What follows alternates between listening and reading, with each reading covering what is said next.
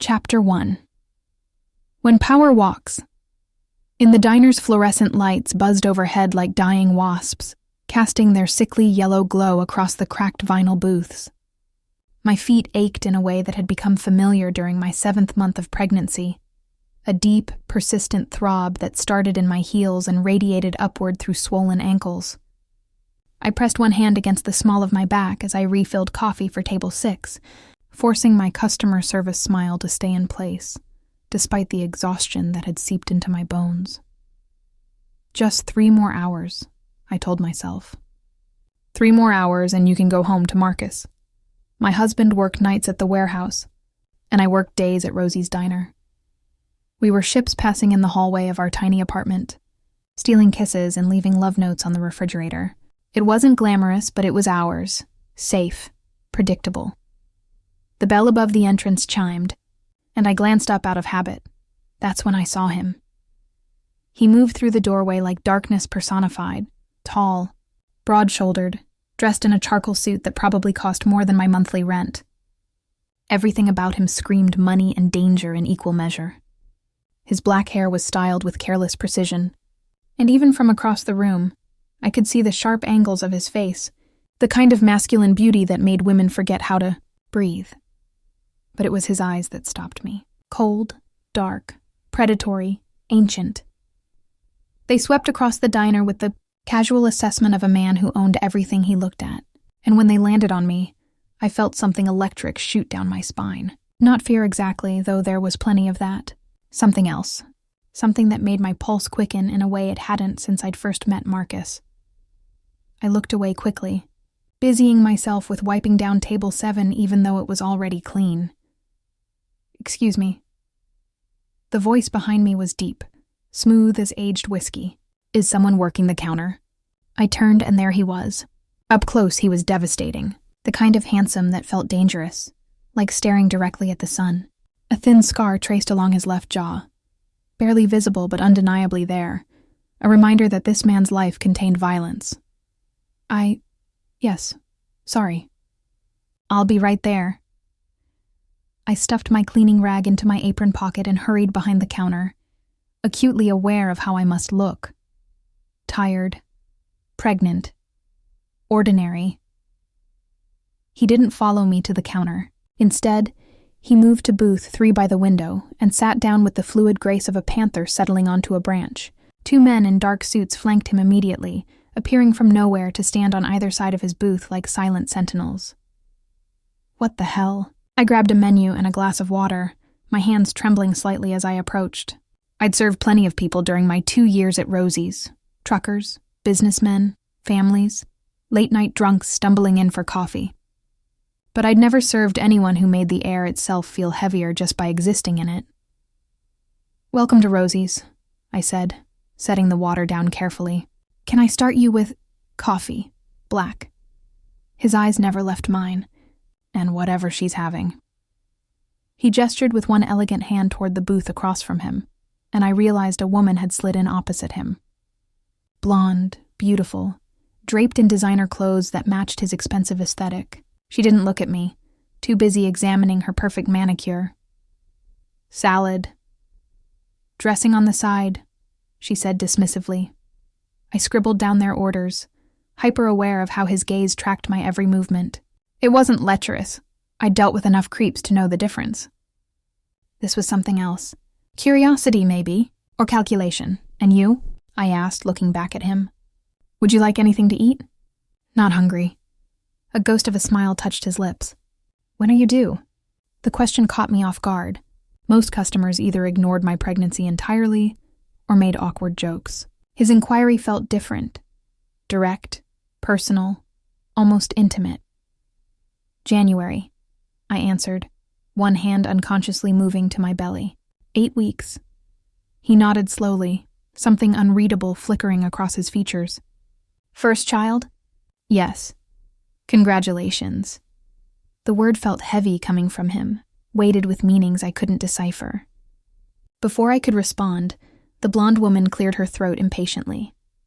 "Could we get our order sometime today?" I nodded quickly and retreated to the kitchen, my heart hammering against my ribs for reasons I couldn't explain. Through the service window, I watched him. He wasn't eating, wasn't drinking, just sitting there with absolute stillness, occasionally murmuring something to the men who stood guard. Who is he? I delivered their food 15 minutes later. The blonde picked at her salad with obvious disdain, while he sipped his coffee and stared out the window at the darkening street. I was turning to leave when he spoke again. What's your name? I hesitated. Elena. He repeated it like he was tasting wine. Beautiful name. Heat crept up my neck. Thank you. Your husband? He gestured to my wedding ring. He takes care of you? The question was too personal, too invasive, but something in his tone made it impossible to be offended. He asked it like it mattered, like my answer would determine something important. He does his best, I said carefully. We both work hard. I'm sure you do. The blonde woman snorted. How touching. Are we done with the interrogation? His jaw tightened imperceptibly, but he said nothing. I hurried away, face burning. The rest of their meal passed without incident. When I brought the check, he handed me his credit card without looking at the total. Marcus Dante Corvino, it read. Even his name sounded expensive. I processed the payment at the counter, aware of him standing now, buttoning his suit jacket with movements that spoke of coiled power. The blonde was already outside, smoking a cigarette and scrolling through her phone. That's when I heard the crash. Table 4, a middle-aged man in a cheap suit who'd been nursing the same cup of coffee for an hour, had knocked over his water glass. I grabbed a towel and rushed over. I'm so sorry, I said, mopping up the spill. Let me get me another coffee, he snarled. And this time, don't take all fucking day. I bit back my response and nodded. Of course. When I returned with fresh coffee, he snatched it from my hand so roughly that hot liquid sloshed over the rim, scalding my wrist. I gasped, pulling back. Clumsy bitch, he muttered. I felt tears prick my eyes, stupid pregnancy hormones, but I kept my voice steady. Is there anything else I can get you, sir? He pulled out a crumpled $20 bill and threw it at my face. The money hit my cheek and fluttered to the floor. For a moment, I stood frozen, humiliation washing over me in hot waves. Around us, the diner had gone silent. Even the kitchen sound seemed to have stopped. I bent down slowly to pick up the bill, my pregnant belly making the movement awkward and undignified. That's when I heard footsteps behind me. Measured, deliberate.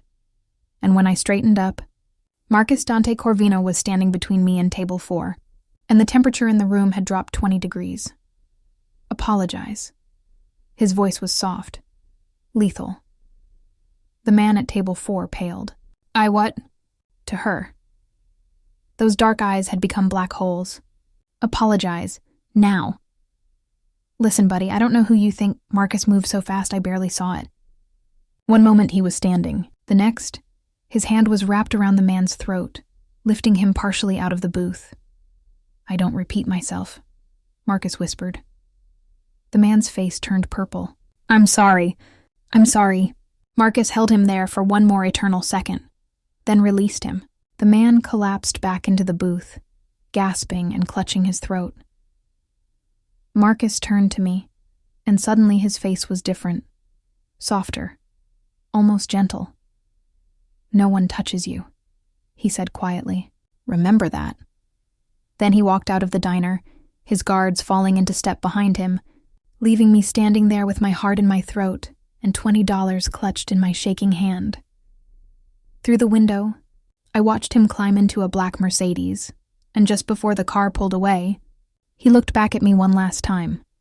That's when I noticed the other figure emerging from the shadows behind the diner. Another man in a dark suit, speaking urgently into his phone while watching me through the glass. The Mercedes disappeared into the night, but the watcher remained, and I knew, with absolute certainty, that my safe, predictable life had just ended. Replaying everything that had happened. No one touches you. Remember that. The way Marcus Dante Corvino had moved, the lethal grace, the absolute authority in his voice. The way grown men had obeyed him without question, and that look in his eyes when he'd turned to me, like I was something precious that had been damaged in his presence. I should have been grateful. Maybe I was, but mostly, I was terrified. Because men like that didn't just walk into diners and defend pregnant waitresses out of the goodness of their hearts. Men like that operated on different rules, in darker worlds where violence wasn't an aberration. It was currency. And now I couldn't stop thinking about him. You okay, baby? Marcus's sleepy voice pulled me from my thoughts. My husband, not the dangerous stranger. My Marcus, who worked 60-hour weeks and still brought me flowers from the bodega every Friday. Fine, I whispered, threading my fingers through his. Just the baby kicking. It wasn't entirely a lie. Our son, we'd found out 2 weeks ago, seemed to be training for a career in kickboxing. Marcus smiled against my shoulder and pressed a kiss to my neck. Love you, he murmured. Love you too. He fell back asleep within seconds, but I lay awake until dawn, painted gray light across our bedroom walls, thinking about dark eyes and darker promises. When I arrived at the diner the next morning, there were flowers waiting. A massive bouquet of white roses sat on the counter, easily 3 dozen blooms arranged in a crystal vase that probably cost more than my weekly paycheck. Rosie stood beside them, arms crossed, her weathered face creased with concern. These came for you an hour ago, she said without preamble. Delivery guy wouldn't say who sent them. Just said they were for Elena. My hands trembled as I reached for the small card tucked among the roses. The handwriting was elegant, masculine, decisive. You shouldn't have to work on your feet all day in your condition. If you need anything, call this number. MA phone number was written below in the same bold script. Elena. Rosie's voice had gone sharp. Who sent you those? I don't know. The lie tasted bitter. Maybe Marcus? But Marcus couldn't afford flowers like these. Marcus barely remembered to take out the trash before it overflowed, and Marcus definitely didn't have the kind of connections that could deliver elaborate floral arrangements before sunrise. Rosie didn't look convinced, but the morning rush was starting, and we didn't have time for interrogations. I shoved the card deep into my apron pocket and tried to focus on pancakes and coffee refills, but my fingers kept drifting to the slip of paper, tracing the edges like a talisman or a curse. Around 11, during the lull between breakfast and lunch, I stepped outside for fresh air. The October morning was crisp, leaves skittering across the sidewalk in shades of rust and gold. I leaned against the brick wall beside the dumpster, one hand on my aching back, and finally allowed myself to pull out the card. If you need anything, call this number. What would I possibly need from a man like Marcus Dante Corvino? What could he offer that my husband couldn't, beyond danger and expensive flowers? Beautiful day, isn't it? I jumped, nearly dropping the card. The man who'd spoken stood about 10 feet away, leaning casually against a black sedan I hadn't noticed pulling up. He was younger than Corvino, maybe late 20s, with sandy hair and a boyish face that might have seemed friendly if not for the cold intelligence in his eyes. Can I help you? I asked, trying to keep my voice steady, just admiring the weather. He smiled, but it didn't reach his eyes. You're Elena, right? The waitress? Every instinct I had screamed danger. I should get back inside. Mr. Corvino wanted me to check on you. Make sure you received his gift. I froze halfway through, turning toward the door. I don't know any Mr. Corvino. Sure you do.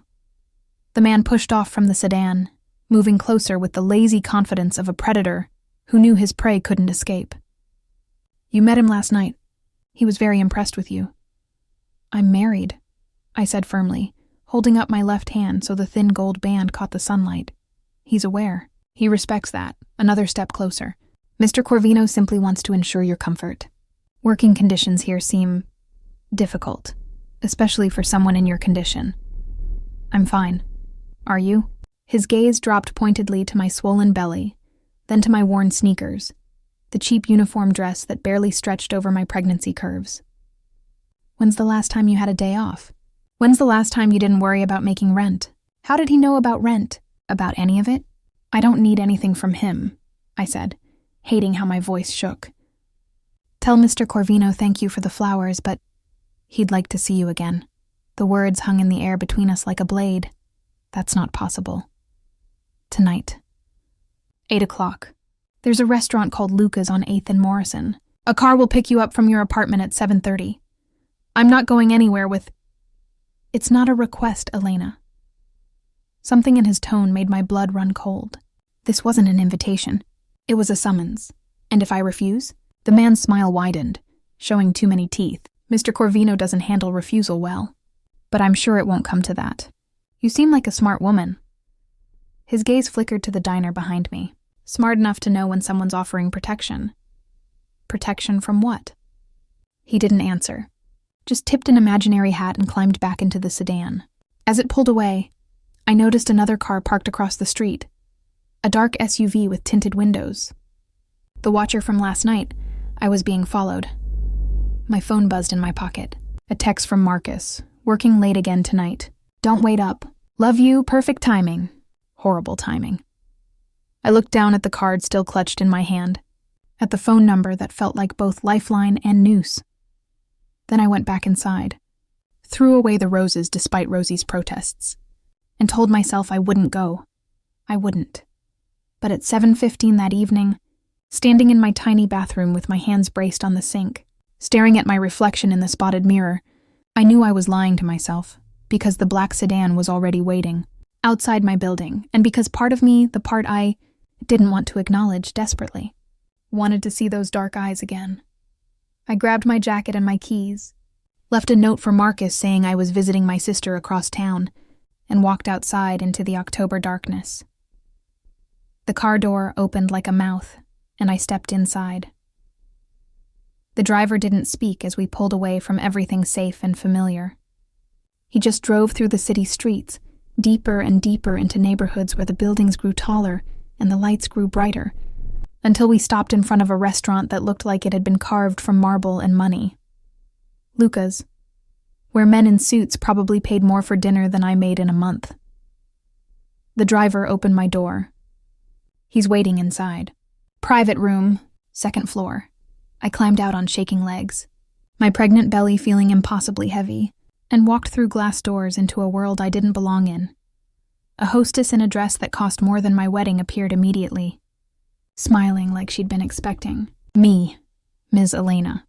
Right this way. She led me through the main dining room, all crystal chandeliers and hushed conversations and the soft clink of expensive silverware.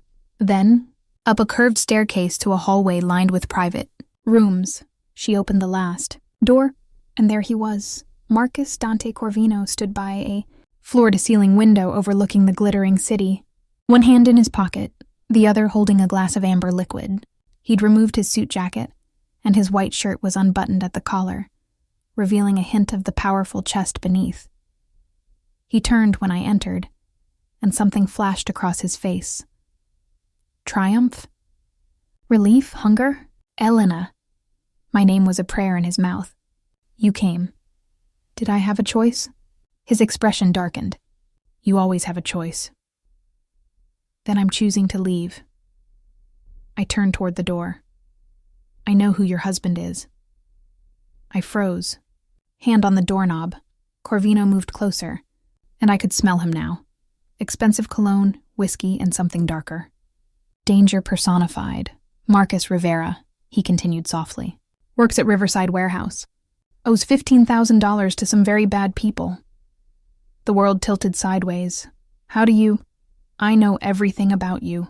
Elena, I know your husband borrowed money from the Volkov family 6 months ago when you needed surgery. I know they're charging 40% interest. I know they sent someone to your apartment last week with threats. Tears burned my eyes. Marcus had told me the medical bills were handled. He'd promised. Why are you telling me this? Corvino set down his glass and moved so close I could feel the heat radiating from his body. Because I can make it disappear, he whispered. All of it. The debt. The threats. I can keep you safe. In exchange for what? His hand came up slowly, carefully, and brushed a strand of hair back from my face. The touch was electric. Have dinner with me. Let me look at you. Let me know you're protected. I don't understand. His dark eyes searched mine with an intensity that made breathing difficult. Neither do I, he admitted. But from the moment you looked at me in that diner, I haven't been able to think about anything else. My heart was hammering so hard I thought it might break through my ribs.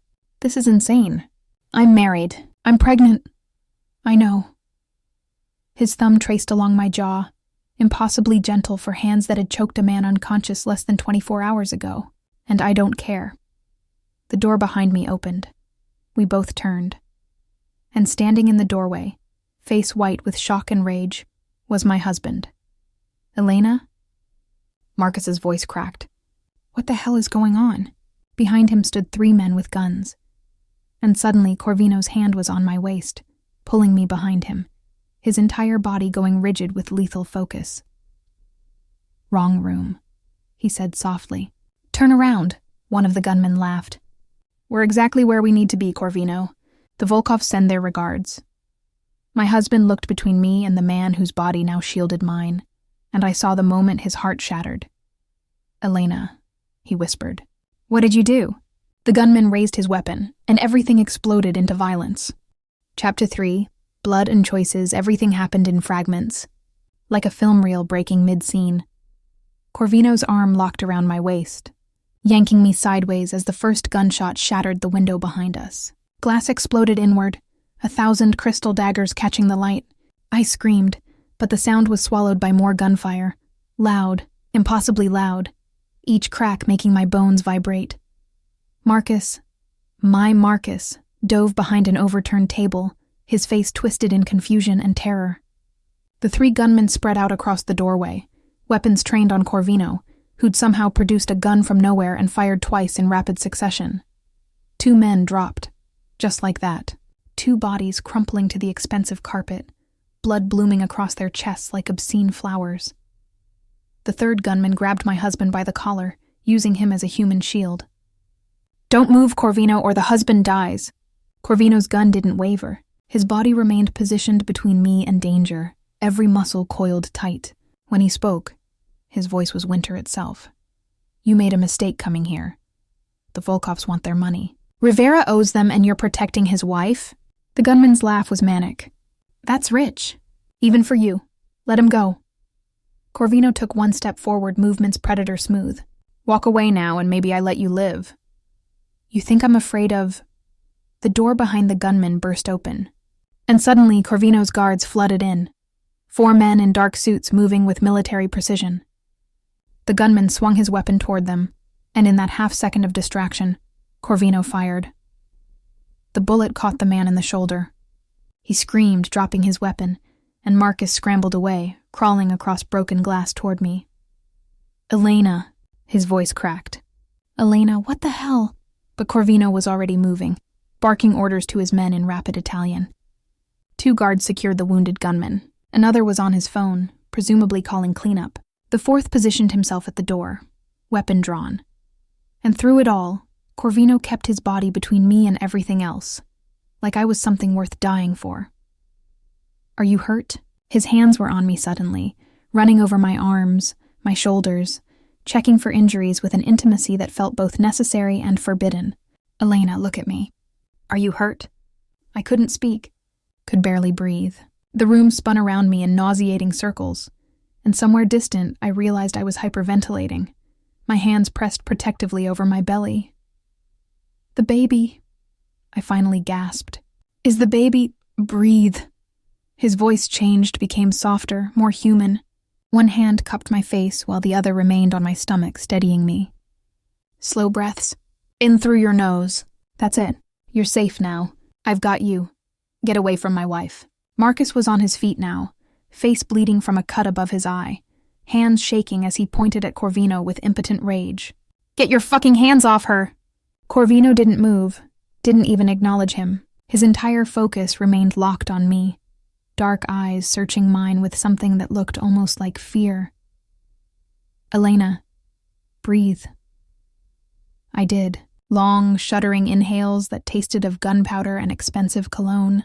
Gradually, the spinning slowed. The roaring in my ears quieted to a dull buzz. There you are, Corvino murmured. Stay with me. I said get away from her. Marcus lunged forward, but one of the guards caught him effortlessly, restraining him with professional efficiency. Finally, Corvino turned. When he looked at my husband, his expression was carved from ice. You owe the Volkovs $15,000, he said flatly. You borrowed money from Russian mobsters to pay medical bills, then failed to make payments. They've been threatening you for weeks, threatening her. His voice dropped to something deadly. And you said nothing. Marcus's face went white. I was handling it. By getting her killed? Corvino gestured to the bodies on the floor. One of his guards was already covering them with sheets. These men came here to send a message. They followed her. They would have used her to get to you. How do you know about any of this? Marcus demanded. Who the hell are you? Someone who can actually protect your wife. The words hung in the air like a challenge. Marcus looked between us. At Corvino's hand still resting on my hip, at the way I hadn't pulled away, at the intimacy of our position, and something broke in his eyes. You're sleeping with him. It wasn't a question. Elena, tell me you're not sleeping with him. I'm not. The words burst out of me, sharp with desperation. Marcus, I swear I've never... Nothing happened. Then why are you here? His voice cracked. Why are you in a private room with a man who just killed 3 people like it was nothing? 2 people, Corvino corrected coldly. The 3rd one lives. For now. Marcus, please. I tried to step toward my husband, but Corvino's hand tightened on my hip, holding me in place. His men came to the diner. They said you owed money. They said I had to come here or what? Marcus's eyes were wild now, darting between us. Or he'd hurt me? Hurt you? What kind of man threatens a pregnant woman? The kind who keeps her alive. Corvino's patience was clearly wearing thin. Your wife is standing here breathing because I happen to be interested in her safety. Otherwise, the Volkovs would have taken her yesterday, used her to leverage your debt, then killed you both when you couldn't pay. The room went silent, except for the distant sound of sirens, growing closer, then fading as they passed the building. Money and power, I realized dimly, could make even the police drive right by a triple shooting. I can make your debt disappear, Corvino continued, his tone businesslike now, as if he hadn't just painted the walls with blood. Transfer the amount to the Volkovs, plus compensation for their trouble. You walk away clean, no threats, no consequences, Marcus laughed bitterly. And what do you want in return? My wife? Your gratitude would suffice. Bullshit. My husband's hands clenched into fists. Men like you don't do anything for free. What's your angle? Why do you care about some pregnant waitress you met once? Corvino's jaw tightened. For a long moment he didn't answer, and I could feel the tension radiating through his body where it still touched mine. That, he finally said, is my business. Not when it involves my wife. It's not, Marcus. I found my voice at last, though it trembled. He's trying to help us. Help us? Marcus's laugh was hollow. Elena, look around. Look at what he does. This is his world. Guns, bodies, violence. And he's dragging you into it. I was already in it, I shot back, surprising myself with the anger that surged up. Because you borrowed money from killers and didn't tell me. You let me walk around pregnant and oblivious while men with guns followed me to work. The accusation hit him like a physical blow. His shoulders sagged, and when he spoke again, his voice was small. I was trying to protect you. By lying? By handling it myself. He ran shaking hands through his hair. I thought I could... I was going to get the money. I had a plan. What plan? Corvino's question was sharp. Working yourself to death at a warehouse? Your wife working on her feet for tips while 7 months pregnant? That was your plan? Marcus had no answer. Just stood there bleeding and broken, looking at me like I was already lost to him. One of Corvino's guards approached, speaking quietly in Italian. Corvino listened, nodded, then turned back to us. The Volkovs know what happened here. They'll want compensation for their men. His eyes fixed on Marcus. I can handle that. Wire the debt payment tonight, plus $20,000 for their losses. This ends clean. I don't have $20,000. I'm not asking you for it. Corvino's interruption was ice cold. Consider it a gift. For your wife's peace of mind. I don't want your money, Marcus said through gritted teeth. Then you're a fool. Corvino finally released me, stepping back, and immediately I felt colder. Because your pride isn't worth her life.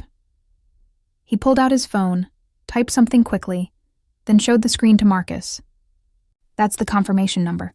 $35,000. Transferred to the Volkov accounts 10 minutes ago. Your debt is paid. You're free. Marcus stared at the phone like it was a snake. Why? Does it matter? Yes. My husband's eyes found mine, pleading. Elena, tell me this matters. Tell me you haven't, that you don't... He couldn't finish the sentence. Didn't need to. I opened my mouth to reassure him, to tell him nothing had happened, that I loved him and only him. But Corvino spoke first. "She came here tonight because I told her you were in danger," he said quietly. "She came despite being terrified, despite being pregnant, despite knowing I'm exactly the kind of man your wife should run from." He paused. "She came because she loves you, Rivera, even when you're too stupid to deserve it." The words should have made Marcus feel better.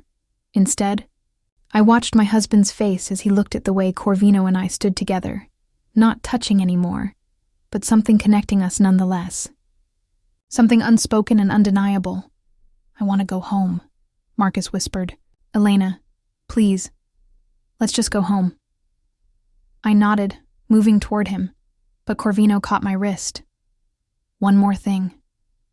His thumb pressed against my pulse point, probably feeling how my heart raced. "The Volkovs are handled, but they're not the only predators in this city.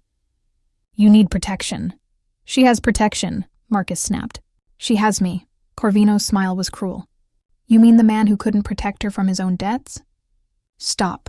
My voice came out stronger than I expected. "Both of you just stop." I pulled my wrist free from Corvino's grip, though the loss of contact felt like tearing off skin. Moved to Marcus's side, taking his hand in mine. Chapter 4. Shadows that follow. The apartment felt smaller than I remembered. Marcus paced in our tiny living room like a caged animal, one hand pressed against the cut above his eye that had finally stopped bleeding. I sat on our worn couch, the one we'd bought secondhand when we first got married, and watched him unravel. $35,000, he muttered for the 10th time. Just like that, like it's nothing to him. "Marcus, do you know what men like that want in return, Elena?" He stopped pacing, turned to face me with eyes that looked haunted. "Do you have any idea what you've gotten us into?" "What you got us into," I corrected quietly. "When you borrowed money from the Volkovs." The words landed like a slap. His face crumpled, and suddenly he was on his knees in front of me, hands on my thighs, looking up with desperate eyes. "I'm sorry. God, Elena, I'm so sorry. I thought I could handle it. The medical bills were crushing us, and you needed that surgery, and I couldn't. I wouldn't let you suffer." His voice broke. "I was trying to protect you." My hands found his face, thumbs brushing away tears I hadn't realized were falling. This was my Marcus, my husband. The man who'd proposed with a ring he'd saved 6 months to buy, who'd painted our entire apartment in awful yellow because I'd mentioned liking sunflowers once. Not a killer. Not someone who moved through violence like breathing. "I know," I whispered. "I know you were. But I failed." He pressed his forehead against my belly, his shoulders shaking. "I failed you. And now some mobster with more money than God thinks he can just... What? Buy you? Buy us? He paid your debt. That's all.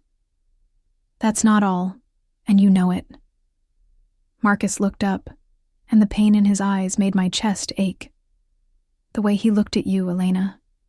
The way he touched you. Like you were already his.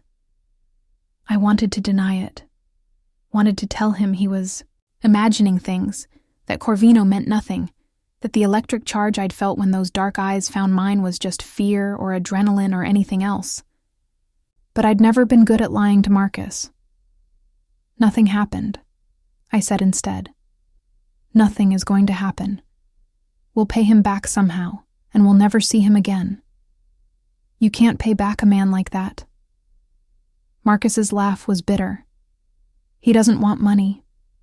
He wants..." A knock at the door cut him off. We both froze. It was past midnight. Nobody knocked at midnight unless it was trouble. Marcus stood slowly, positioning himself between me and the door. "Stay here. Marcus. Stay. Here." He grabbed the baseball bat we kept by the coat closet, our pathetic version of home security, and moved to the door. Looked through the peephole. His entire body went rigid. It's one of Corvino's men. My heart dropped. Don't open it. I don't think we have a choice. He was right. The knock came again, more insistent this time, and with it a voice I recognized from earlier, the sandy-haired man who'd summoned me to Luca's. Mr. Rivera, Mrs. Rivera, I'm not here to cause trouble. Mr. Corvino sent something for you. Marcus looked back at me, jaw clenched, then slowly opened the door with the chain still attached. The sandy-haired man stood in our dingy hallway looking impossibly out of place in his expensive suit. He held a large manila envelope and what appeared to be a cell phone. Debt discharge papers, he said, holding up the envelope. Signed by the Volkov family, notarized, legal. You're officially clear. He set it on the floor, then placed the phone beside it. And this, Mr. Corvino's private number is the only contact, for emergencies. We don't need... Marcus started. You do. The man's boyish face hardened. The Volkovs may have accepted payment, but they're not happy about losing leverage. And there are others. This city has teeth, Mr. Rivera. Sharp ones. Mr. Corvino is offering protection. At what price? The man smiled. That's between you and him. But I'd advise taking it. Men who refuse Mr. Corvino's generosity tend to regret it. He turned to leave, then paused. Oh, and Mrs. Rivera? Mr. Corvino wanted me to give you this. He pulled a small box from his jacket pocket and set it beside the phone. Then he was gone, footsteps echoing down the stairwell. Marcus stared at the items on our doorstep like they might explode. Finally, he unchained the door, grabbed everything, and brought it inside. The envelope contained exactly what the man had promised, legal documents declaring Marcus's debt paid in full, signed and stamped. Freedom on paper. It felt like a chain. The phone was new, expensive, completely blank except for one saved number. No name, just digits, and the box. Don't open it, Marcus said as I reached for it. Elena, don't. But my hands were already lifting the lid. Inside, nestled in black velvet, was a necklace, white gold, delicate as spider silk, with a single pendant, a small key encrusted with diamonds that caught the lamplight and threw tiny rainbows across our walls. There was a card tucked beneath it. I pulled it out with shaking fingers. For the doors you don't yet know you need to open. Stay safe. M. Jesus Christ. Marcus snatched the box from my hands, staring at the necklace like it was a serpent. Do you have any idea what this is worth? This is... Elena, this is insane. We can't accept this. I wasn't going to... Weren't you? His eyes found mine, searching. Because you kept his flowers this morning. You went to that restaurant tonight. You let him touch you, protect you, like I couldn't. That's not fair, isn't it? He set the box down hard on our coffee table. Tell me the truth. When you were standing there with him, when he had his hands on you, checking if you were hurt, tell me you didn't feel something. The silence stretched between us like broken glass. I love you, I finally whispered. Marcus, I love you. Only you. That's not what I asked. It's the only answer that matters. He shook his head slowly, and I watched 3 years of marriage crack down the middle. I can't compete with that. With him. With what he can offer you. I'm not asking you to compete. I'm asking you to trust me. I do trust you. His voice went soft, defeated. It's him I don't trust. And Elena. I saw the way he looked at you. Like you were air and he was drowning. Men who look at women like that don't just walk away. A chill ran down my spine because I knew he was right. We'll return everything, I said firmly. The necklace, the phone. We'll find a way to pay him back the money. We can't pay him back. Not in this lifetime. Then we'll leave. Move to another city. Change our names. Marcus laughed, hollow and broken. You think geography stops men like Corvino? He found out about my debt in less than 24 hours. He probably knows your sister's address, your mother's birthday, what you had for breakfast last Tuesday. He moved to the window, pulling back the curtain. And look, there, the black SUV, still there. I joined him, and sure enough, the watcher's car sat across the street like a promise. Or a threat. He's having us followed, Marcus said flatly. Protection, he calls it, but it's possession, Elena. He's marking his territory.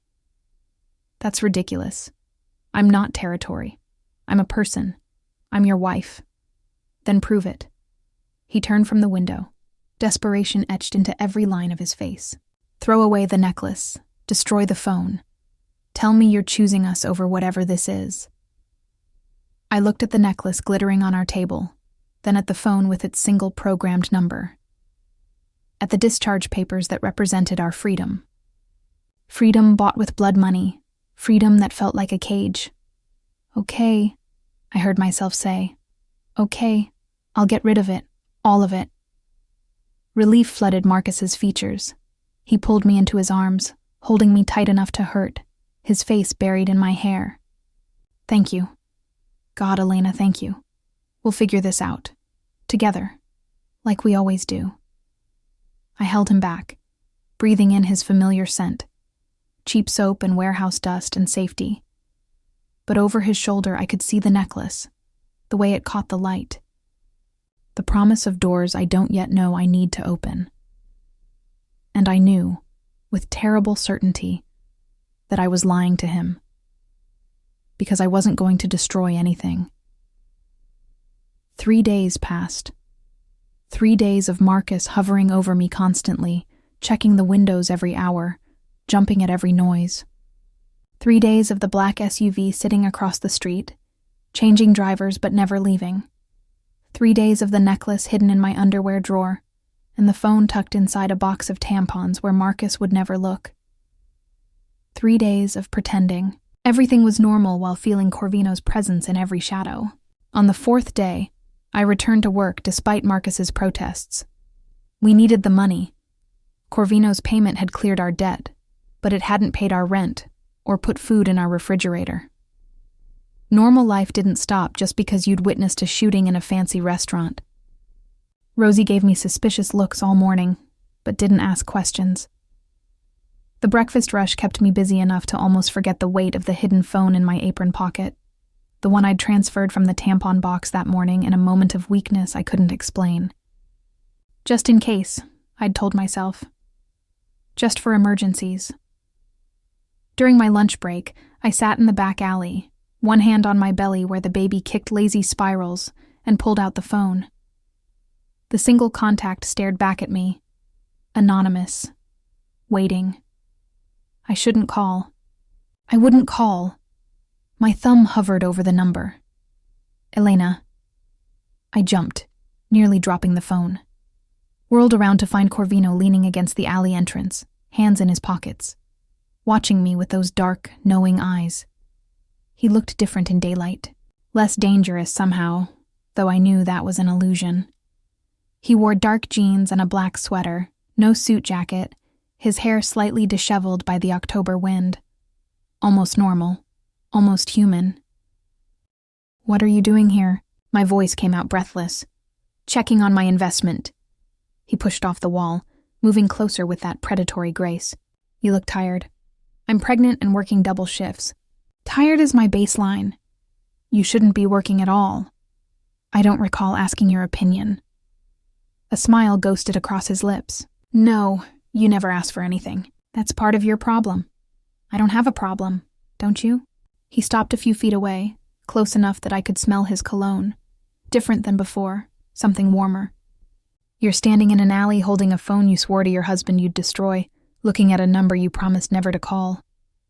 That seems like a problem to me. Heat flooded my face. How did you... I told you. I know everything. His eyes dropped to my belly, something soft and almost vulnerable flickering across his features. How's the baby? Fine. Active. Good. He stepped closer, and my back hit the brick wall. Not threatening exactly, but deliberate, trapping me with his presence. And your husband? Still playing protector? Don't. My voice shook with anger. Don't talk about him like that. Marcus is a good man. Good men don't let their pregnant wives work on their feet for tips while owing money to killers. Good men don't shoot people in restaurants. No, he agreed softly. They don't. But dangerous men keep their women alive. The possessive phrasing made my breath catch. I'm not your woman, aren't you? His hand came up slowly, fingers tracing the air beside my face without quite touching. And I felt the almost contact like electricity. Then why are you still carrying my phone? Why did you keep the necklace? I didn't. Don't lie to me, Elena. His voice dropped to something dark and velvet. I can see it in your eyes. You kept it. You're standing here with my number in your hand. You came. You're following me. Of course I am. No apology, no shame. You're in danger. The only danger is from you. Wrong. He finally touched me, just one finger under my chin, tilting my face up to meet his gaze. The danger was always there. I'm just the one honest enough to show it to you. I should pull away, should slap his hand aside, run back into the diner, call Marcus, do something, anything, to stop whatever this was before it started. Instead, I stood frozen, drowning in dark eyes that promised beautiful, terrible things. What do you want from me? I whispered. Corvino's thumb brushed across my lower lip, and the touch sent fire down my spine. Everything, he said simply, but I'll settle for keeping you breathing. Then he stepped back, breaking the spell, leaving me gasping against the wall like I'd run a marathon. There's going to be trouble, he continued, his tone shifting to business. The Volkovs took my money, but they're not happy about the disrespect. They'll test boundaries, send messages. Your husband needs to understand what that means. What does it mean? It means you don't go anywhere alone. It means you keep that phone charged and on you at all times. It means when I tell you something isn't safe, you listen. His eyes bored into mine. Can you do that? I don't take orders from you. Yes, you do. He pulled something from his pocket, a small card, and pressed it into my palm. That's the address of a clinic. The best prenatal care in the city. I've already set up an account in your name. I have a doctor. You have a free clinic that makes you wait 3 hours to see a resident who barely speaks English. His voice went hard. My son deserves better. The world stopped. What did you just say? Corvino's expression didn't change, but something flickered in his eyes. Possession, certainty, insanity. You heard me? That's Marcus's baby. My husband's child, is it? He leaned in close, his lips nearly brushing my ear. Because the baby knows who his real protector is, who his father should be. You're insane, probably. He straightened, already turning away. But I'm also right.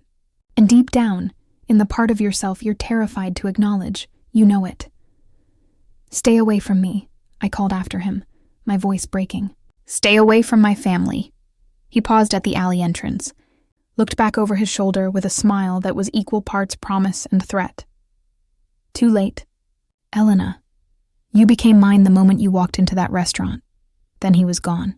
Disappeared into the lunch crowd like smoke, leaving me shaking against the wall with his card burning in my hand and his phone heavy in my pocket. When I returned inside, Rosie took one look at my face and sent me home early. I walked to the bus stop with my arms wrapped around my belly, feeling the baby kick, trying to convince myself that Corvino was wrong, that this child was Marcus's, that I wasn't standing on the edge of something that would destroy everything I'd built, but the black SUV followed me all the way home.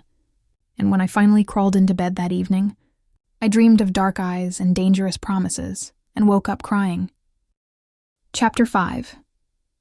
The unraveling, I stopped sleeping. Not couldn't. Stopped. Because every time I closed my eyes, I saw him, Corvino's hands on my face, his voice saying my son like it was already true. The way violence had moved through him like poetry while he'd kept me safe behind his body.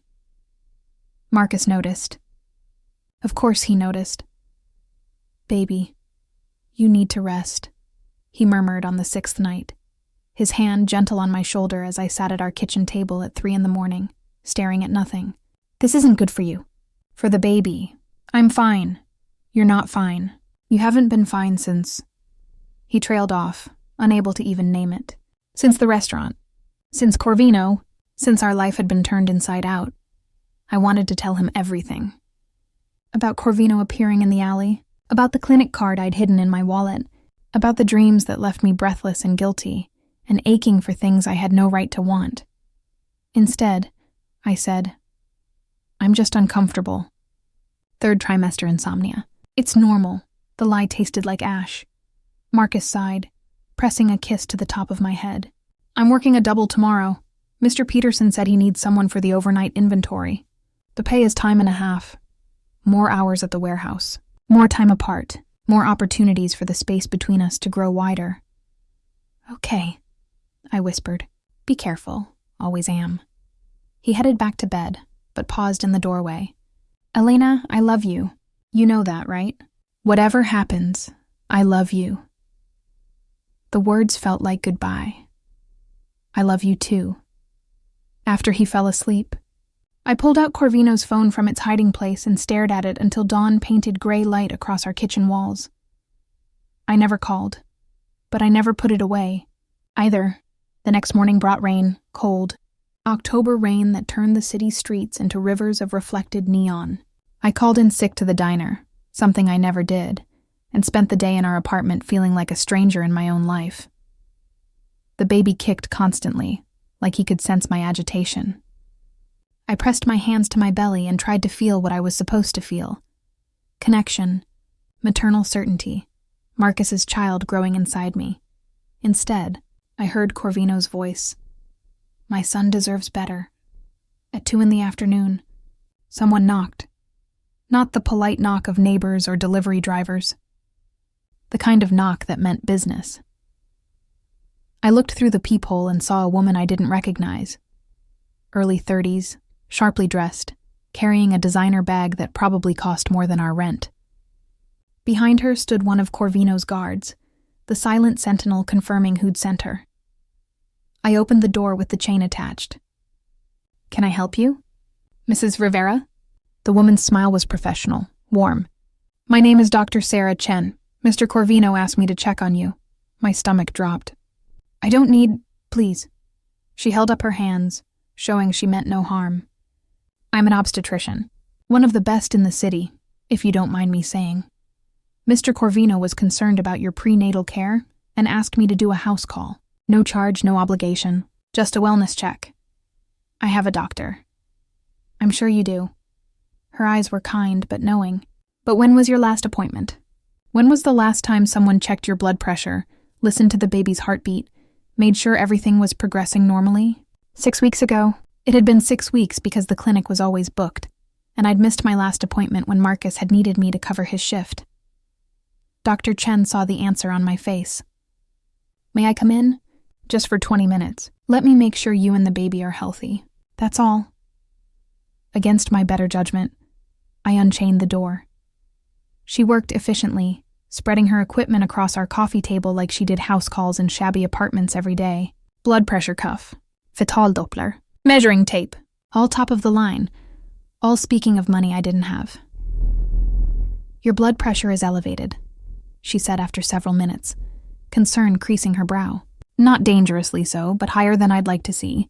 Have you been under stress? I almost laughed. You could say that. Any swelling in your hands or feet? Headaches? Vision changes? Some swelling. No headaches. I made notes on a tablet, then pulled out the Doppler. Let's hear how baby's doing. The sound of my son's heartbeat filled our tiny living room. Fast, strong, steady. The sound of life I'd helped create. The sound that should have made everything else fade away. But all I could think about was Corvino saying my son with absolute certainty. Beautiful heartbeat, Dr. Chen said warmly. Strong and healthy, may I? She gestured to my belly and at my nod began measuring. Her hands were gentle, professional. Baby's measuring right on track. Maybe slightly larger than average, but nothing concerning. Larger? Some babies just grow bigger. Genetics, usually. Is your husband tall? Marcus was 5'10", average. But Corvino, I shoved the thought away violently. Average height. Dr. Chen finished her examination, packing up her equipment with practiced efficiency. Then she pulled out a folder, handing it to me. Mr. Corvino set up an account at the Pacific Heights Medical Center. Top-tier prenatal care, private rooms for delivery, the works. Everything's already paid for. All you have to do is call this number and make an appointment. I can't accept Mrs. Rivera. She sat beside me, her voice gentle but firm. I don't know your situation.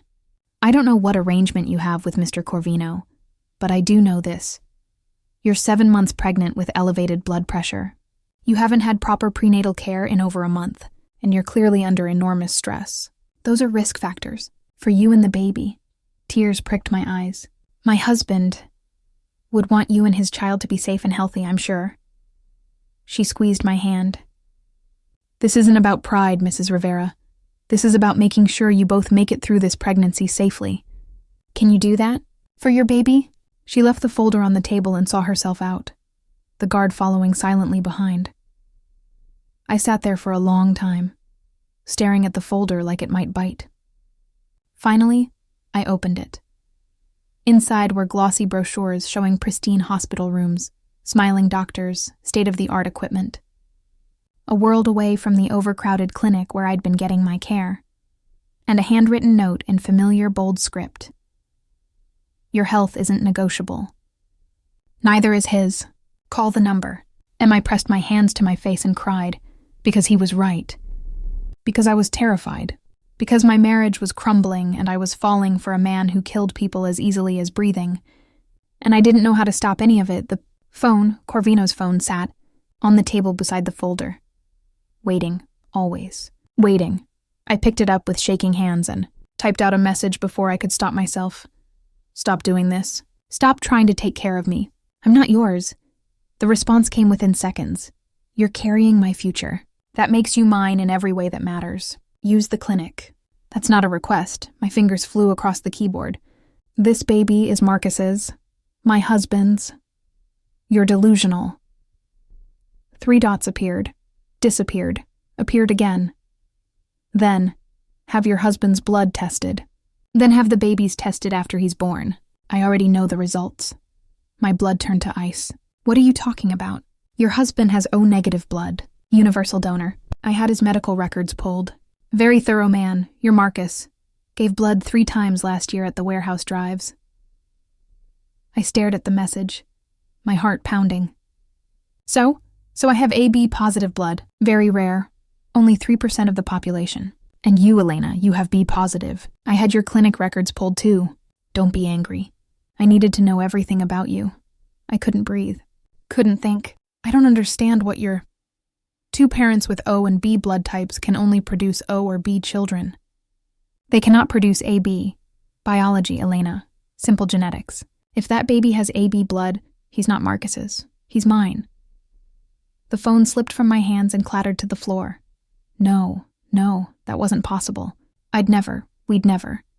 But my mind was racing backward, counting weeks, trying to remember. 7 months pregnant. Conceived in March.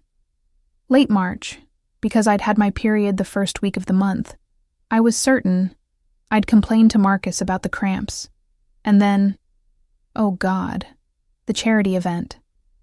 The hospital fundraiser where I'd been working as catering staff, serving champagne to rich people in expensive clothes. Marcus had been working a double, couldn't come with me. I'd had too much to drink after my shift, celebrating with the other servers. Had accepted a ride home from someone because I'd missed the last bus, but I couldn't remember who. Couldn't remember anything after the 3rd glass of champagne except waking up in our apartment the next morning with a splitting headache and Marcus asking if I'd had fun. I'd assumed I'd gotten home safely. Assumed nothing had happened. But what if something had? What if someone had... The phone rang in my hand, Corvino's number flashing across the screen. I answered without thinking. Did you... My voice broke. Did you do something to me? That night in March? What night in March? His voice was sharp, alert. The hospital fundraiser. The charity event. I was working catering and I... Sobs choked off my words. I can't remember getting home. Did you... Elena! His voice cut through my panic like a blade. Breathe. Listen to me. I didn't meet you until October. I don't know anything about a fundraiser in March. Then how? I don't know. For the first time, he sounded uncertain. But I'm coming to you. Right now. Don't move. Don't open the door for anyone but me. Do you understand? I can't. Marcus is at work until morning. I checked. Of course he had. I'll be there in 10 minutes. We're going to figure this out. There's nothing to figure out. This is Marcus's baby. It has to be. I've never been with anyone else. I wouldn't... Elena. Softer now. 10 minutes. Don't move. He hung up. I sat on our couch, hands pressed to my belly, and tried to remember March. Tried to recall anything after those glasses of champagne. But there was nothing. Just a black hole where that night should have been. And a terrible, creeping certainty that my life had been built on a foundation that was already crumbling. When the knock came 8 minutes later, I opened the door without checking the peephole. Corvino stood there in the rain, his dark hair dripping, his expensive coat soaked through. He looked at my face, at the tears, the terror, the absolute destruction written across every feature, and something in his expression shattered. "Come here," he said quietly. And God help me. I did. I walked straight into his arms and let him hold me while I fell apart, his hand cradling the back of my head, his voice murmuring things in Italian I couldn't understand but desperately needed. "I've got you," he whispered against my hair. "Whatever this is, whatever happened, I've got you. You're safe now." But I wasn't safe, because safe was a lie I'd been telling myself for 7 months. And now, standing in the arms of a man who wasn't my husband while my whole world cracked open, I finally understood the truth. I'd never been safe at all. Chapter 6. Truth in the dark Corvino closed the door behind us, shutting out the rain and the watching eyes from the street. His hands were still on me, one at my waist, one cupping my face, and I knew I should pull away but couldn't make my body obey. "Tell me everything," he said quietly. "From the beginning." So I did.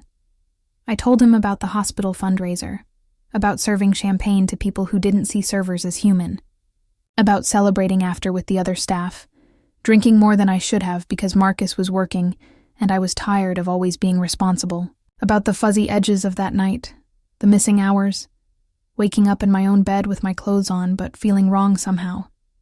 "Did you go to the hospital?" Corvino's voice was deadly calm, but I could feel the rage vibrating beneath his skin. "Get examined?" "No, I assumed I'd just gotten drunk and come home. Nothing hurt. There were no bruises, no." I choked on the words. I didn't think anything had happened. "Until you got pregnant 3 weeks later?" I nodded, tears streaming down my face. But Marcus and I had been trying. We'd been intimate that whole month. So when the test came back positive, I just assumed that it was his. Corvino's hands tightened on me. "Elena, look at me." I forced my eyes up to meet his. "I need you to understand something," he said carefully. "I didn't know you in March. I'd never seen you before that night in the diner. Whatever happened to you, I wasn't involved. Do you believe me?" I searched his face for deception and found only fierce honesty. "Yes," I whispered. "I believe you." "Good." He guided me to the couch, sat beside me, keeping one hand in mine. "Now, the blood type information, I shouldn't have thrown that at you over text. That was cruel. But I needed you to understand that there are questions that need answering. How could you possibly know? Because I've been obsessed with you since the moment I saw you." The admission was stark, unadorned. I had my people pull every record they could find. Medical, financial, employment. I needed to know everything about the woman I couldn't stop thinking about. That's insane. I know. His thumb traced circles on the back of my hand. But when I saw your blood type and Marcus's and I know mine, the possibility occurred to me. AB blood is rare, Elena. If the baby has it, the math doesn't work for Marcus to be the father. But I've never been with you. So even if the baby somehow isn't Marcus's, he still couldn't be...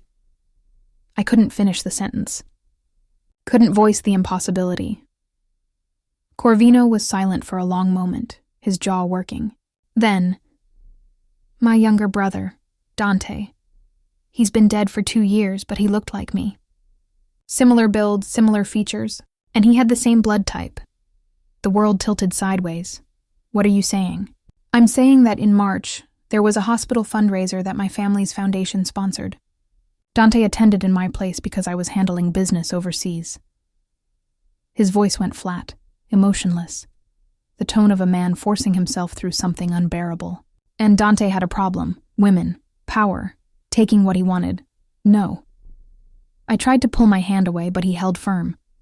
No, you're suggesting that your brother, I'm not suggesting anything. I'm following evidence. He turned to face me fully. Elena, I need you to answer something honestly. When you woke up that morning, were you in the same clothes you'd worn the night before? I tried to remember. Yes, I think so. But they felt wrong. Like someone had put them back on me. His expression darkened. Did you notice anything else? Anything missing? Out of place? My phone was dead. And my underwear. I felt bile rise in my throat. I wasn't wearing any. I thought I'd just forgotten them when I got ready for bed, but... Christ. Corvino stood abruptly, pacing across the small living room like a caged predator. If Dante did this, if he drugged you, assaulted you... He's dead, I said numbly. You said he's been dead for 2 years. He died 6 months after your fundraiser. June. Car accident. Corvino's voice was hollow. Or that's what the official report said. Something in his tone made my blood run cold. What are you not telling me? He stopped pacing, turned to face me. In his eyes, I saw something terrible. Guilt, rage, grief, all twisted together. I killed him, he said quietly. My own brother. Because I found out what he'd been doing to women. How many he'd hurt. The families he'd paid off to keep silent. His hands clenched into fists. The car accident was staged. I put a bullet in his head and burned the body to make sure he could never hurt anyone again. The confession hung in the air between us like smoke. You killed your own brother, I repeated, trying to make the words make sense. Yes. Because he was a rapist. Because he was a monster wearing my family's name. Corvino's voice was steel. Because I gave him chances, too many chances, and he wasted everyone. Because the alternative was watching him destroy more lives. I should have been horrified, should have run screaming. But all I could think was that this man, this killer, had done what so many people couldn't, had chosen justice over blood. If he's the father... My voice broke. If this baby is the result of... Then he's still your son, Corvino interrupted firmly. Still innocent. Still deserving of protection and love and everything good in this world. He crossed back to me, knelt in front of the couch so we were eye level. Elena, listen to me. Whatever happened that night, it wasn't your fault. The baby isn't tainted by it. And if my brother was responsible, if you were one of his victims, then you have my protection. My resources. Everything I have. Why? Tears spilled over again. Why would you care? If he's not even yours, because you're mine. His hands framed my face, thumbs wiping away tears. I don't know why. I don't know how. But from the moment I saw you in that diner, something in me recognized something in you, like I'd been waiting my whole life without knowing what for, and then there you were. That's not real. That's not how... I know. A ghost of a smile touched his lips. I know it sounds insane, but that doesn't make it less true. I wanted to protest, wanted to tell him he was wrong, that what he felt was possession or obsession or anything but what he was claiming. But his hands were so gentle on my face, and his eyes held mine with an intensity that made lying impossible. I'm married, I whispered. I love my husband. I know that too.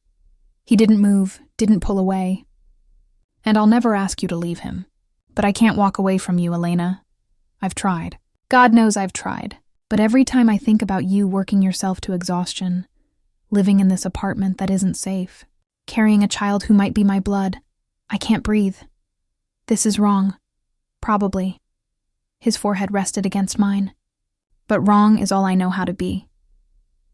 For one suspended moment, we stayed like that, breathing the same air, close enough to kiss but not closing the distance. The rain hammered against the windows.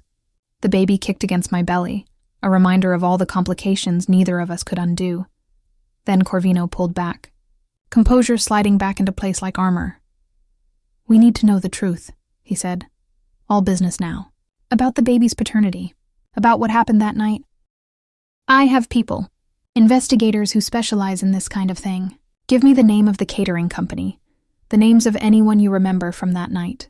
I'll find out who you left with, what happened after. And if we confirm that your brother..." I couldn't finish.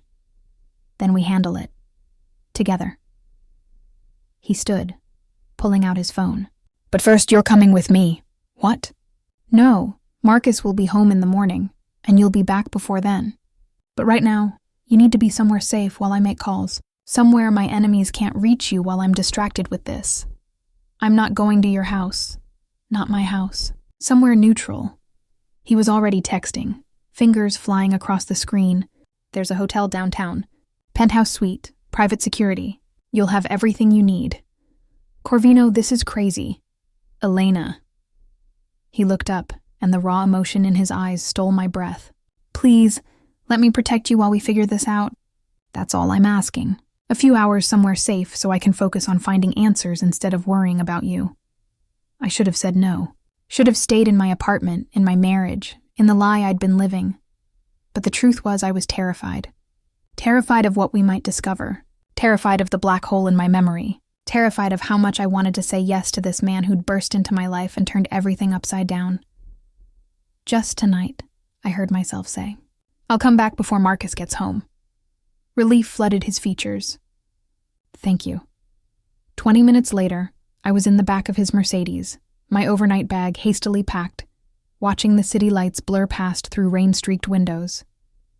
Corvino sat beside me, phone pressed to his ear, speaking rapid Italian to someone who was clearly used to taking orders. When he hung up, he looked at me. "I have people checking the fundraiser records now, cross-referencing attendees, pulling security footage, interviewing the catering staff. If there's evidence of what happened to you that night, we'll find it. And then what? Then we decide. Together." His hand found mine in the darkness between us.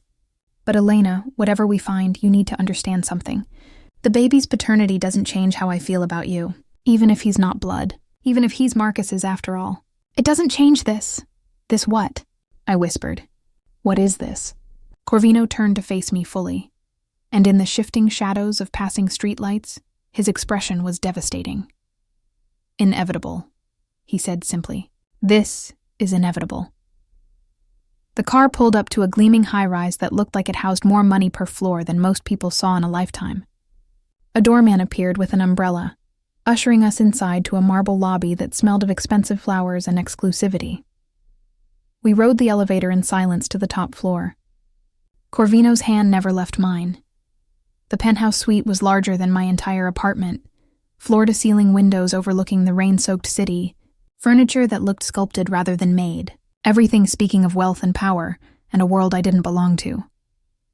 "There's food in the kitchen," Corvino said, setting down my bag. "The bedroom's through there. Security is stationed outside the private elevator. No one gets up here without going through them first.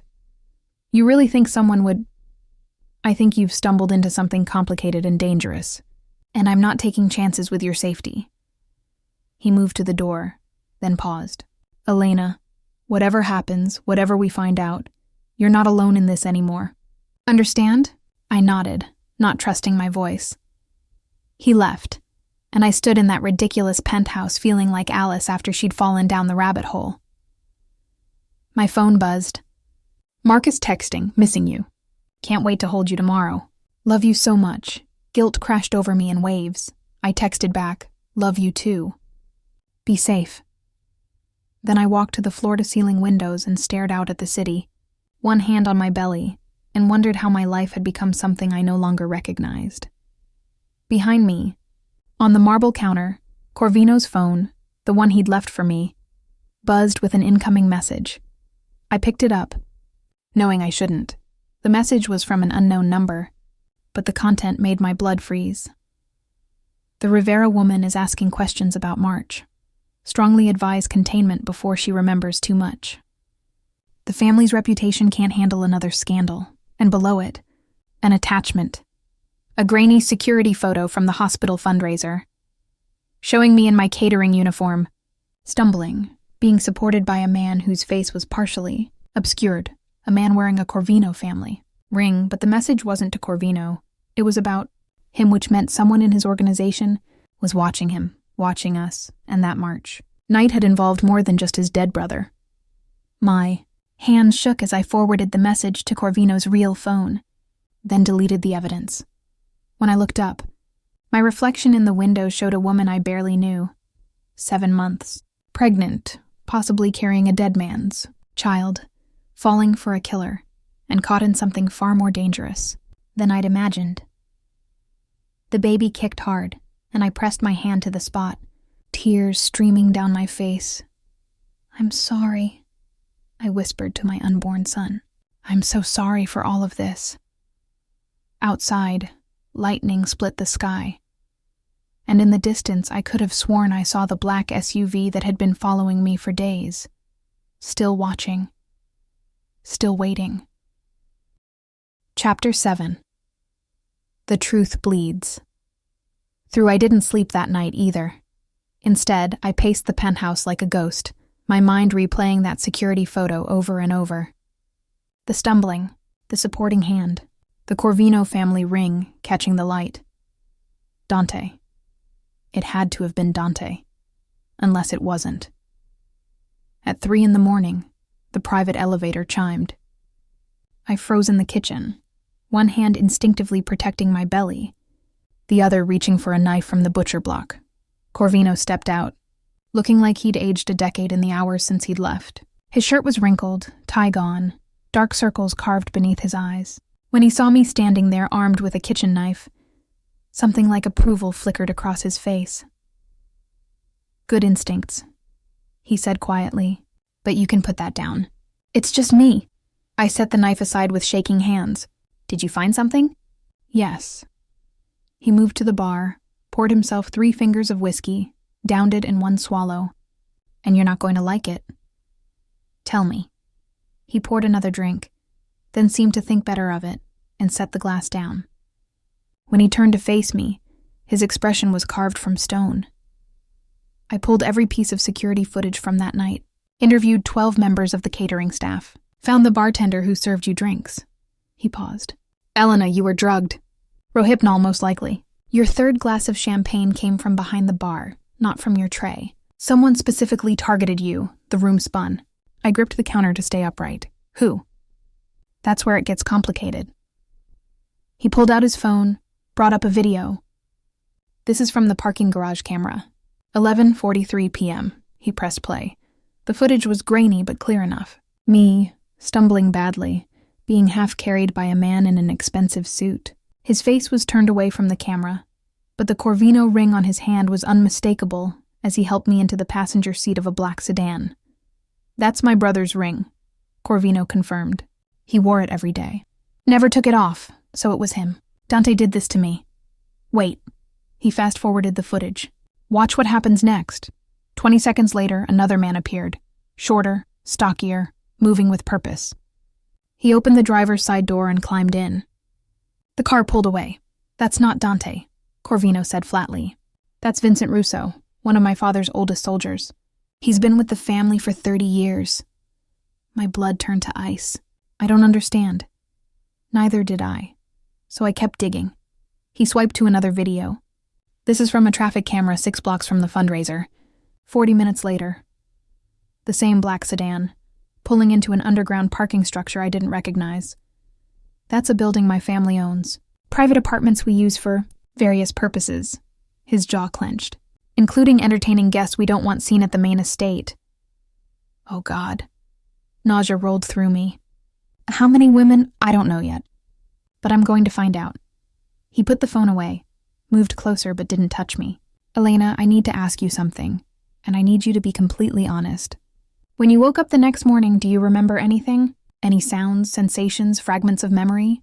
I forced myself to think past the panic, past the horror. Voices, male voices. More than one, I think. And cologne. Expensive cologne. The kind that comes in heavy glass bottles. And I pressed my hands to my face, trying to grasp the memory. Pain. Not sharp pain, but Soreness, like after a fall. Corvino's hands were fists at his sides. Did Marcus notice? When he came home from work? He got home after I was already awake. I showered before he saw me. I didn't want him to see me hungover, and the realization hit me like a freight train. I was covering it up. Even then, some part of me knew something was wrong, but I convinced myself I was just embarrassed about drinking too much. That's what they count on. His voice was pure venom. Shame, self-blame, the victim doing their work for them. They. I looked up at him. You keep saying they. How many people were involved? He was silent for so long I thought he wouldn't answer. Then, the bartender was paid $5,000 to drug your drink. Vincent Russo drove you to the building, and based on the timing and the security logs, at least 3 men entered that apartment between midnight and 4 a.m. The world became very small and very sharp. 3. The word came out broken. 3 men. Elena, was your brother one of them? I needed to know. Needed to understand the full scope of the nightmare. Yes. The admission cost him. Dante logged in at 12:15. He stayed 40 minutes. Then Vincent returned, then... He stopped, his face going gray. Then my father entered at 2 a.m. I couldn't breathe. Couldn't process what he'd just said. Your father. My voice sounded distant, like it belonged to someone else. Salvatore Corvino, the head of your family. Yes. Participated in... I couldn't say it. Couldn't make the words real. Corvino moved to the windows, staring out at the city lights with his back to me. My father built an empire on violence and control. I've always known what he was capable of. But this systematic abuse, using family resources, involving my brother... His voice cracked. I killed Dante for being a monster, but I didn't know my father was the one who made him that way. The baby kicked, and I pressed my hand to my belly, feeling the life inside me that might have been created through horror. The third man, I whispered. Who was he? Corvino turned, and the devastation in his eyes gave me my answer before he spoke. I don't know. The logs were altered. Someone with high-level access erased the entry. He crossed to me slowly. But Elena, there's something else. Something I need to show you. He pulled up another photo on his phone. This one was crisp, clear. A lab report dated 4 months ago. After Dante died, I had his personal effects inventoried. Found a USB drive hidden in his apartment. His thumb scrolled through the report. It contained videos. Dozens of them. Women who'd been drugged, assaulted. My brother documented everything like trophies. Horror washed over me. Is there a video of... I don't know. I haven't watched them. I handed everything over to the FBI 6 weeks ago. He looked at me with something like pleading. But Elena, the lab report shows something else. Dante was sterile. A childhood illness left him unable to father children. The words didn't make sense at first. Then they did, and the implications crashed over me like a tidal wave. If he was sterile, then he couldn't... The baby couldn't be... No, Corvino confirmed. Whatever happened to you that night, Dante wasn't the one who got you pregnant. But you said your father... I couldn't finish. Couldn't voice the unspeakable. Has AB positive blood. Same as me, same as Dante had. Corvino set down his phone. And Vincent Russo has O negative. Same as Marcus. Then the third man. My hands were shaking so badly I could barely speak. The one whose entry was erased. Also has AB blood. Has to, for the math to work. He moved closer, his voice dropping. Elena, there are only 4 men in my father's inner circle with clearance to alter those security logs. One of them is dead. One is my father, who's 73, and has documented fertility issues. One is Vincent, wrong blood type. And the 4th? His eyes held mine, and I saw the truth before he spoke it.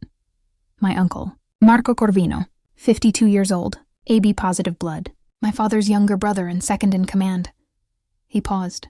And the man who's been slowly taking control of family operations while my father ages out. You think he's the father? I think he was the third man in that apartment. I think he's been running this operation under my father's protection. I think he erased his own entry from the logs because he suspected someone might come looking. His hands clenched. And I think he's the reason that message got sent to me tonight. The one about containment.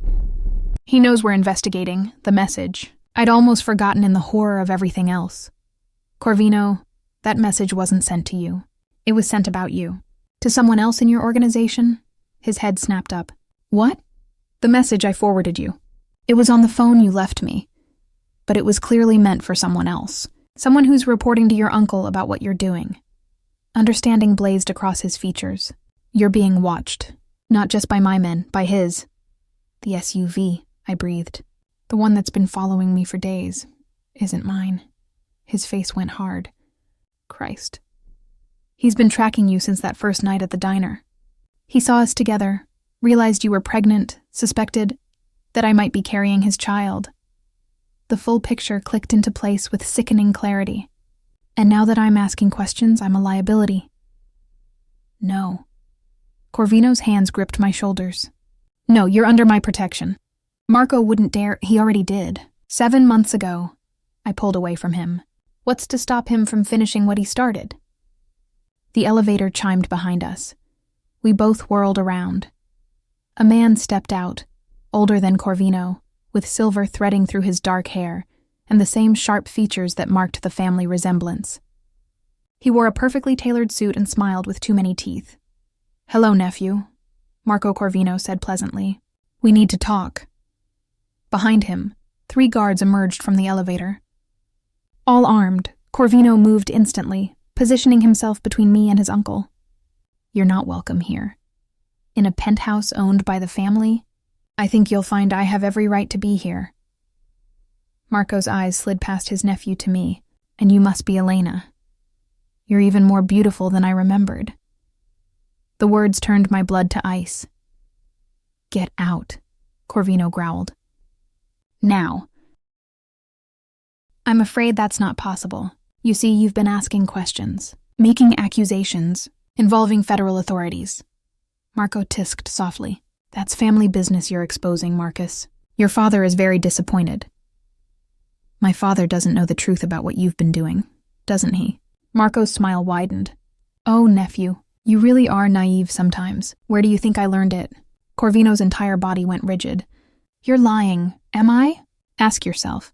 How did an organization this sophisticated, this carefully protected, operate for years without Salvatore's knowledge? Without his approval. Marco pulled out his phone, brought up a photo. This is from 1987. Your father, looking younger but just as hungry. Same building, same apartment. Different women. He turned the phone to show us. My stomach lurched. The apple doesn't fall far from the tree, Marco continued. But you were always the good one. The one with a conscience. That's why you were never invited to participate. Too soft, too weak, his eyes gleamed. But that child Elena's carrying? That's Corvino blood. That's family legacy. And he stays with the family? Like hell he does. Corvino's hand moved to the small of his back where I knew he kept a gun. You're not touching her. You're not touching the baby. Then we have a problem. Marco gestured, and his guards raised their weapons. Because your father has given me permission to resolve this situation. Permanently, if necessary. You'd kill your own nephew? If he's forgotten his place? Absolutely. Marco's expression hardened. But I'd prefer not to. So here's what's going to happen. Elena comes with me, quietly. She'll be kept comfortable, monitored by the best doctors money can buy. When the baby's born, we'll do a paternity test. If he's mine, he stays with the family. Elena can have a generous settlement and a new life somewhere far away. And if she refuses? Corvino asked, though we both knew the answer. Then accidents happen, especially to pregnant women who ask too many questions. Marco's smile never wavered. You see, Elena, you stumbled into something much bigger than a one-night mistake. You're carrying potential evidence of crimes that could destroy this family. That makes you a very valuable asset. Or a very dangerous threat. I found my voice at last. I'm not an asset. I'm a person. Semantics. Marco shrugged. But I'm not unreasonable. Marcus can take your husband's debt, make his life easier, give you money, protection, whatever you need. All you have to do is cooperate until the birth. Then we see what we're dealing with. No. The word came out stronger than I felt. I'm not going anywhere with you, Marco sighed. I was afraid you'd say that. He nodded to his guards. They moved forward, and Corvino pulled his gun. Touch her, he said softly, and I paint these walls with your blood. Starting with yours, uncle, The guards froze. Marco's smile faltered. You wouldn't. I killed my own brother for less. Corvino's aim never wavered. What makes you think I'd hesitate with you? For a long moment, nobody moved. The air felt electric with violence about to break. Then Marco laughed, a genuine sound of delight. There he is. The real Marcus Corvino, not the pretender playing at morality, but the killer underneath. He spread his hands. Fine, keep her, for now. But understand something, nephew. This doesn't end here. That child represents too much to let slip away. So either you convince your little waitress to cooperate, or we'll find less pleasant ways to secure the family's future. He moved back to the elevator, guards following. Before the doors closed, he looked back one last time. You have 48 hours to decide. After that, we stopped being civilized about this. The elevator descended. Corvino and I stood frozen in the silence it left behind. Then my legs gave out, and he caught me, holding me up as I finally, completely fell apart. I've got you, he murmured, gathering me close. I've got you, Elena. You're safe. But we both knew that was a lie, because I was carrying a child who might be his uncle's. And in the Corvino family, that meant I'd never be safe again. Chapter 8. When darkness chooses, dawn broke gray and cold over the city. I sat curled on the penthouse couch, wrapped in a blanket that cost more than my monthly rent, watching Corvino make phone calls in rapid Italian. His voice was ice and steel, ordering, commanding, threatening, building walls of protection around me with every word. But walls couldn't protect me from what was growing inside me. We need to leave the city, he said when he finally hung up, moving to sit beside me. I have a house upstate, remote, secure. My uncle won't move against us if we're on neutral ground. Running doesn't solve this. It buys us time. His hand found mine, fingers interlacing. Time to figure out our next move. Time to keep you and the baby safe until what?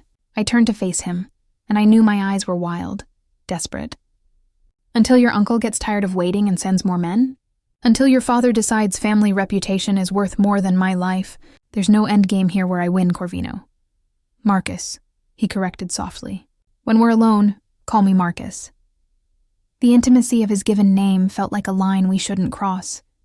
But we'd already crossed so many lines that one more didn't matter. Marcus. His name tasted foreign and familiar all at once. I need to go home. Back to my husband. Back to my real life. Your real life? His laugh was bitter. Elena, you don't have a real life anymore. You have a target on your back and a child that two families are going to fight over. You think going back to that apartment with Marcus makes you safe? Makes any of this normal? At least it's honest. Tears burned my eyes. At least Marcus loves me for me. Not because of some obsession or because I'm carrying a baby that might share his blood. The words hit him like a physical blow. His hand dropped mine. You think that's all this is? His voice went dangerously quiet. Obsession? Blood ties? I don't know what this is! I stood pacing, one hand pressed to my aching back. You appear in my life like a hurricane. Turn everything upside down. Tell me my entire pregnancy might be built on rape and lies. And now you want me to trust you? To run away with you? I don't even know you! You know me better than anyone. He stood too, closing the distance between us. You've seen me kill. Seen me protect. Seen me vulnerable and violent and everything in between. You know exactly who I am, Elena. And it terrifies you because you feel it too. Feel what? This. His hand cupped my face. This inevitability. This pull between us that makes no sense but exists anyway. You feel it every time I touch you. Every time I look at you. That's not... Stop lying. His forehead touched mine. Stop pretending this is just about protection or the baby or anything else.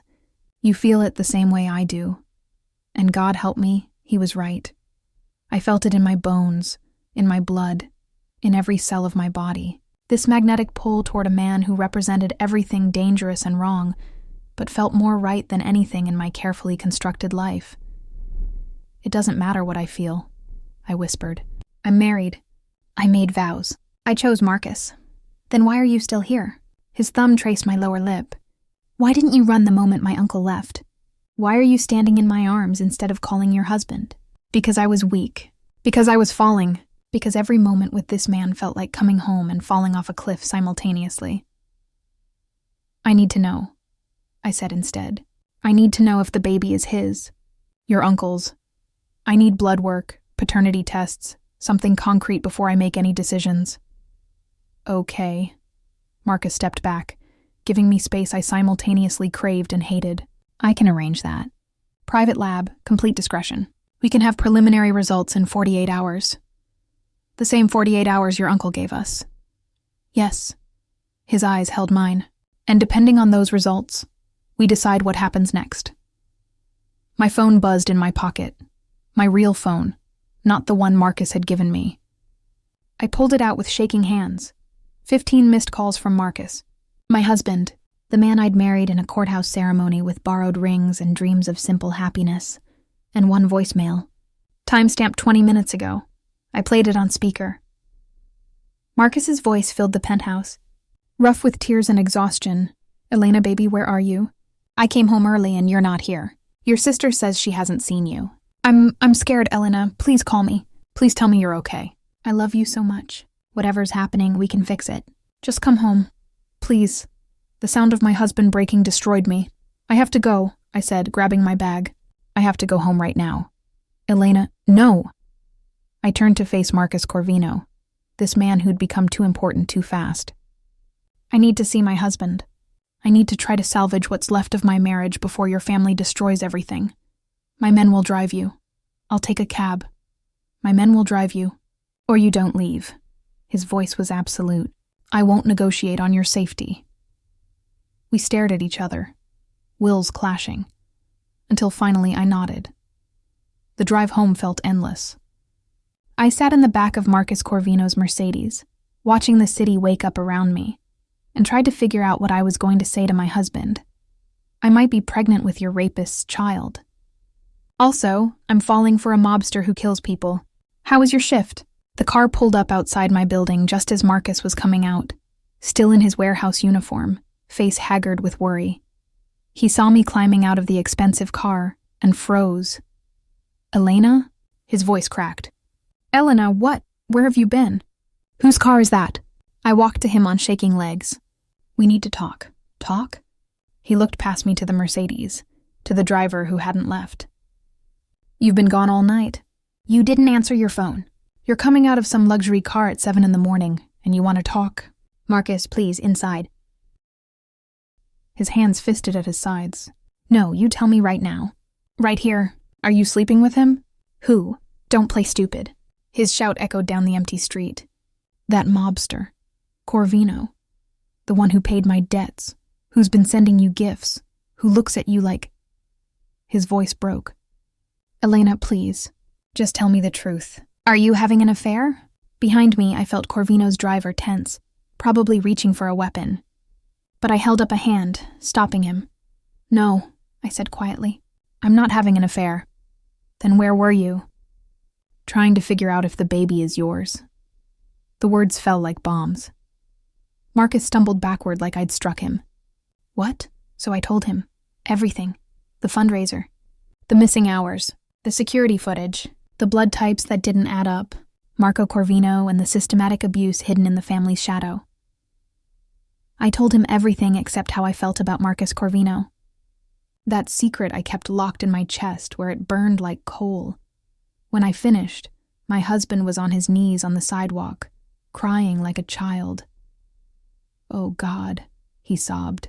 "Oh God, Elena, I'm so sorry. I'm so sorry you went through that alone. That I didn't. That I couldn't." I knelt beside him, ignoring the protest from my pregnant body. "You didn't know. Neither did I. But if the baby's not mine..." He looked up with devastated eyes. "If he's the product of Elena, how do we come back from this?" "I don't know." The honest answer. "I don't know if we can." "Don't say that." His hands found my face, trembling. "Don't say we can't fix this. We can go somewhere, change our names, raise this baby as ours no matter whose blood he has. We can... They'll find us." The Mercedes still idled behind me, a reminder. "The Corvino family doesn't let go of what they consider theirs. And if the baby has their blood, then they'll have to kill me to take him." Marcus's voice went hard with determination. I don't care whose DNA he has. You're my wife. He's my son. I'll die before I let them take either of you. The declaration should have filled me with love, with renewed commitment to my marriage. Instead, all I could think was that Marcus would die. Against men like the Corvinos, my husband's bravery was suicide dressed as devotion. I've arranged paternity testing, I said quietly. We'll know in 2 days, and then? Then we decide. He helped me to my feet, and we climbed the stairs to our apartment like wounded soldiers. Inside, everything looked the same. Our second-hand furniture, the cheerful yellow walls, the life we'd built together. But it all felt like a museum now. A shrine to something that had died without either of us noticing. Marcus made me tea I didn't drink while I sat at our kitchen table and stared at nothing. Elena. He knelt beside my chair. Tell me what you're thinking, please. I looked at my husband, this good man who worked himself to exhaustion, who loved me with everything he had, who deserved so much better than what I'd become. I'm thinking, I said slowly, that no matter what the test says, our lives are never going to be the same. We can still have a good life. We can, Marcus, I cut him off gently. What if I told you I've developed feelings for him? For Corvino? The question hung between us like a blade. My husband's face crumpled. Do you love him? I don't know. I don't think so. But I feel something, and it's not just gratitude or fear or... Stop. He stood abruptly. I don't want to hear this. You asked me to tell you what I was thinking. I didn't think... He ran his hands through his hair, turned away. How can you have feelings for a man who kills people? Whose family did this to you? He didn't do this to me. His uncle did. His brother. His father, maybe. But Marcus Corvino... I stopped, hearing myself use his first name. He's trying to protect me, trying to find justice for what happened. Justice. My husband's laugh was hollow. Elena, men like that don't believe in justice. They believe in power. And you're his power play, proof that he can take whatever he wants, including someone else's wife. That's not... isn't it? He turned back, and I saw something I'd never seen in his eyes before. Not anger, not hurt, resignation. He's rich, powerful, dangerous. I'm a warehouse worker who couldn't even keep his wife safe from debt collectors. Of course you're drawn to him. Of course you're falling for the fantasy he's selling. You're wrong. Am I? He moved to the window, looking out at the street where the Mercedes still waited. He's down there right now, isn't he? Watching. Waiting for you to realize I can't give you what he can. Marcus, I love you, he said quietly. I love you more than anything in this world. But I'm not stupid.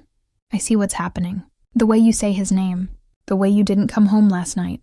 The way you're sitting here torn between your husband and your... what? Your savior? Your captor? Your future? Tears streamed down my face. I don't know what he is. I don't know what any of this is. Then figure it out. He grabbed his jacket. But I can't sit here and watch you choose him in slow motion. I'm going to stay at Phil's from work for a few days. Give you space to think. Don't leave. The plea escaped before I could stop it. Marcus, please don't leave me. He paused at the door, and when he looked back, his eyes were full of unshed tears. I'm not leaving you. Elena, I'm giving you permission to leave me. His voice broke, because watching you force yourself to stay out of obligation is worse than watching you go. Then he was gone, the door closing with terrible finality. I sat in our empty apartment, one hand on my belly, and felt the last pieces of my old life crumble.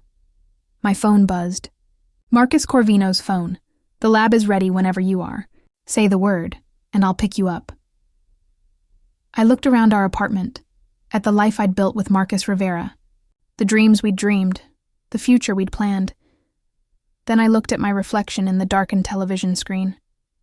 Saw a woman I barely recognized, 7 months pregnant with a child who might belong to a monster, falling for another monster who promised to keep us, safe and caught between 2 men named Marcus who represented different versions of the life I could have. The baby kicked hard, and I made my decision. I texted back, "Come get me. Let's end this." 20 minutes later, I was in his car again, leaving behind everything I'd been, and heading toward everything I was terrified to become. Marcus Corvino's hand found mine in the darkness between us. "Whatever the test says," he murmured. "You're not facing this alone." I nodded, not trusting my voice, because alone was exactly what I felt, even sitting beside a man who swore he'd burn the world down to keep me safe. Chapter 9. Blood and Revelation. The private lab was hidden in a building that looked like it housed accountants and insurance brokers, deliberately boring, deliberately forgettable.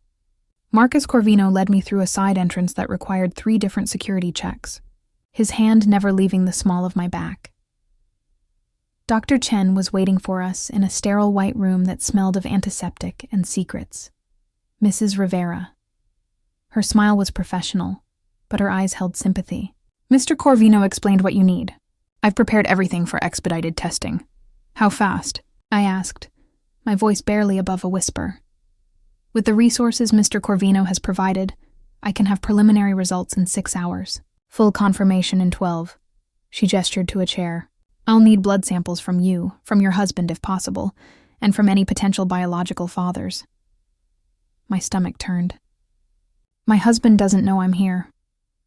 "Then we work with what we have." Dr. Chen glanced at Marcus Corvino. "Sir, I'll need your sample as well." "For comparison." "Why?" I asked. "He couldn't be. Because his blood will help establish family markers," Dr. Chen explained gently. "If the child shares DNA with the Corvino line, we'll be able to identify which family member is the biological father based on the genetic similarities." Marcus rolled up his sleeve without hesitation. "Whatever you need." I watched them draw his blood first, dark red flowing into clear vials, labeled and catalogued. Then it was my turn. The needle pinch barely registered against the weight of what we were about to discover. "I'll also need samples from your uncle," Dr. Chen said to Marcus, "and ideally from your father as well." "My father won't cooperate." Marcus's jaw tightened. "But I can get my uncle's DNA, one way or another." The way he said it made clear exactly how he planned to obtain it. "There's one more thing," I said quietly. "Marcus Rivera, my husband. I need him tested too. To know for certain—" "I understand." Dr. Chen's expression softened. "Do you have access to anything with his DNA? A toothbrush, hairbrush, anything he uses regularly?" I pulled out the small Ziploc bag I'd taken from our apartment before leaving. Inside was Marcus Rivera's razor, still damp from his morning shave. The practical betrayal of it made my throat tight. "This will work perfectly." Dr. Chen took the bag, handled it like the fragile evidence it was. "Why don't you both wait in the lounge? I'll call when I have something." The lounge was too comfortable. Leather chairs, expensive coffee, magazines about art and travel that felt obscene given what I was waiting to discover.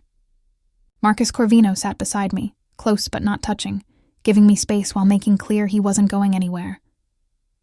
"What happens if it's your uncle?" I asked after an eternity of silence. "If the baby is Marco's? Then we deal with it." His voice was steel wrapped in velvet. "The child is innocent regardless of how he was conceived. He deserves protection, love, a life free from the poison that created him.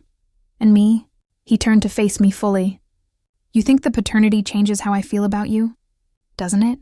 If I'm carrying your uncle's child, the child of the man who drugged and raped me, then you're the victim of my family's evil, and I owe you everything."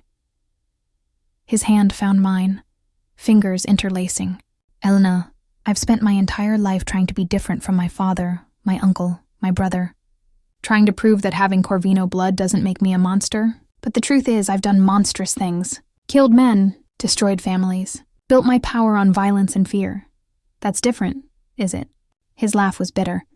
"I've spent weeks obsessing over a married pregnant woman, invading her privacy, controlling her life, convincing myself it was protection when maybe it was just possession. How am I any different from Marco?" "Because you asked," I said fiercely. "Because you gave me choices even when you didn't want to. Because when I said no, you listened. That's the difference between protection and possession. Consent." His eyes searched mine with desperate intensity. "And if I asked now? If I asked you to choose me, not because of the baby, not because of fear or obligation, but because you want this, What would you say? The question hung between us like a lit fuse. Before I could answer, my phone rang. Marcus Rivera's name flashed across the screen. I stared at it, paralyzed, until Marcus Corvino said quietly, "Answer it. He deserves that much." I lifted the phone to my ear with shaking hands. "Hello? Elena." My husband's voice was raw, destroyed. "Please come home, please. I can't lose you. I'll do anything. We'll figure this out together. Just come home." Tears spilled down my cheeks. "Marcus, I know I'm not rich. I know I can't protect you the way he can.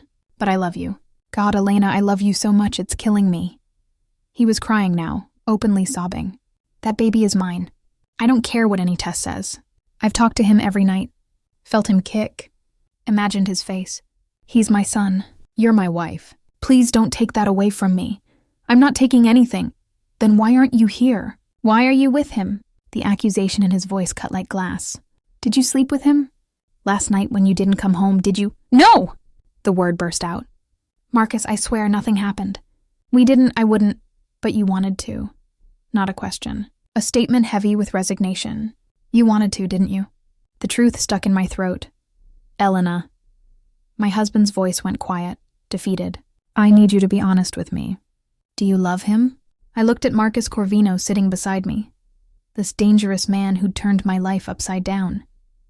Who'd killed for me, bled for me, who looked at me like I was air and he was drowning. "I don't know," I whispered. "I don't know what I feel anymore." The silence on the other end of the line stretched for an eternity. Then, okay. That's fair. I guess." Marcus Rivera's breathing was ragged. "When you figure it out, will you tell me? Will you give me a chance to fight for us?" "Of course. Even if the baby isn't mine?" "Even then, okay." Another long pause.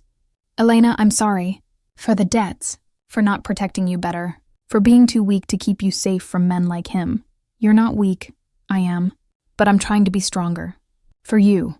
For our baby." He paused. "I love you. No matter what happens. No matter who you choose. I'll always love you." He hung up before I could respond. I sat there holding the phone, crying silently, while Marcus Corvino watched with an expression I couldn't read. "He's a good man," Marcus finally said. "I know. He loves you. I know that too. But it's not enough. Not a question. An observation." I looked at him through my tears. "Why isn't it enough? Why isn't love and safety and a good man enough? Because you don't want safe." His hand cupped my face, thumb brushing away tears. "You want alive. You want to feel something beyond comfortable routine. And that terrifies you because it means admitting that the life you built, as good and pure as it was, wasn't what you needed." "It's not fair."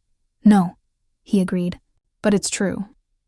Before I could argue, Dr. Chen appeared in the doorway, tablet in hand, her expression carefully neutral. "We have preliminary results," she said. "Would you like to see them now? Or would you prefer—" "Now," I said before I could lose my nerve. "Tell me now." She sat across from us, pulled up data on her tablet.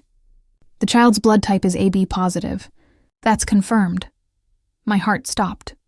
Which means Marcus Rivera is not the biological father. His own negative blood makes it genetically impossible. She swiped to another screen. However, the child does share significant genetic markers with the Corvino family line. Based on the DNA comparison with Mr. Marcus Corvino here, we can confirm the biological father is a close blood relative. "My uncle," Marcus said flatly. "Marco, that would be consistent with the results, yes. But to be absolutely certain, I would need a direct sample from him." Dr. Chen looked at me with sympathy in her eyes. "Mrs. Rivera, I'm so sorry, but based on what we're seeing, the child was almost certainly conceived during the incident you described. The timeline matches perfectly." The room spun around me. I'd known, some part of me had known since. Marcus first mentioned the blood types, but hearing it confirmed made it real in a way that shattered something fundamental inside me. "Elena." Marcus Corvino's arms were around me suddenly, holding me together as I fell apart. "Breathe. Just breathe." But I couldn't breathe. Couldn't think. Couldn't process that I'd spent 7 months bonding with a child who was the product of violence, who carried the blood of the man who destroyed me. I can't The words came out broken. I can't have this baby. I can't give birth to his— Yes, you can. Marcus's voice was absolute. You can and you will because he's yours, Elena. He's innocent. He's not responsible for how he was conceived. But every time I look at him, you'll see your son. Not Marco, not what happened. Your child who you've carried and protected for 7 months.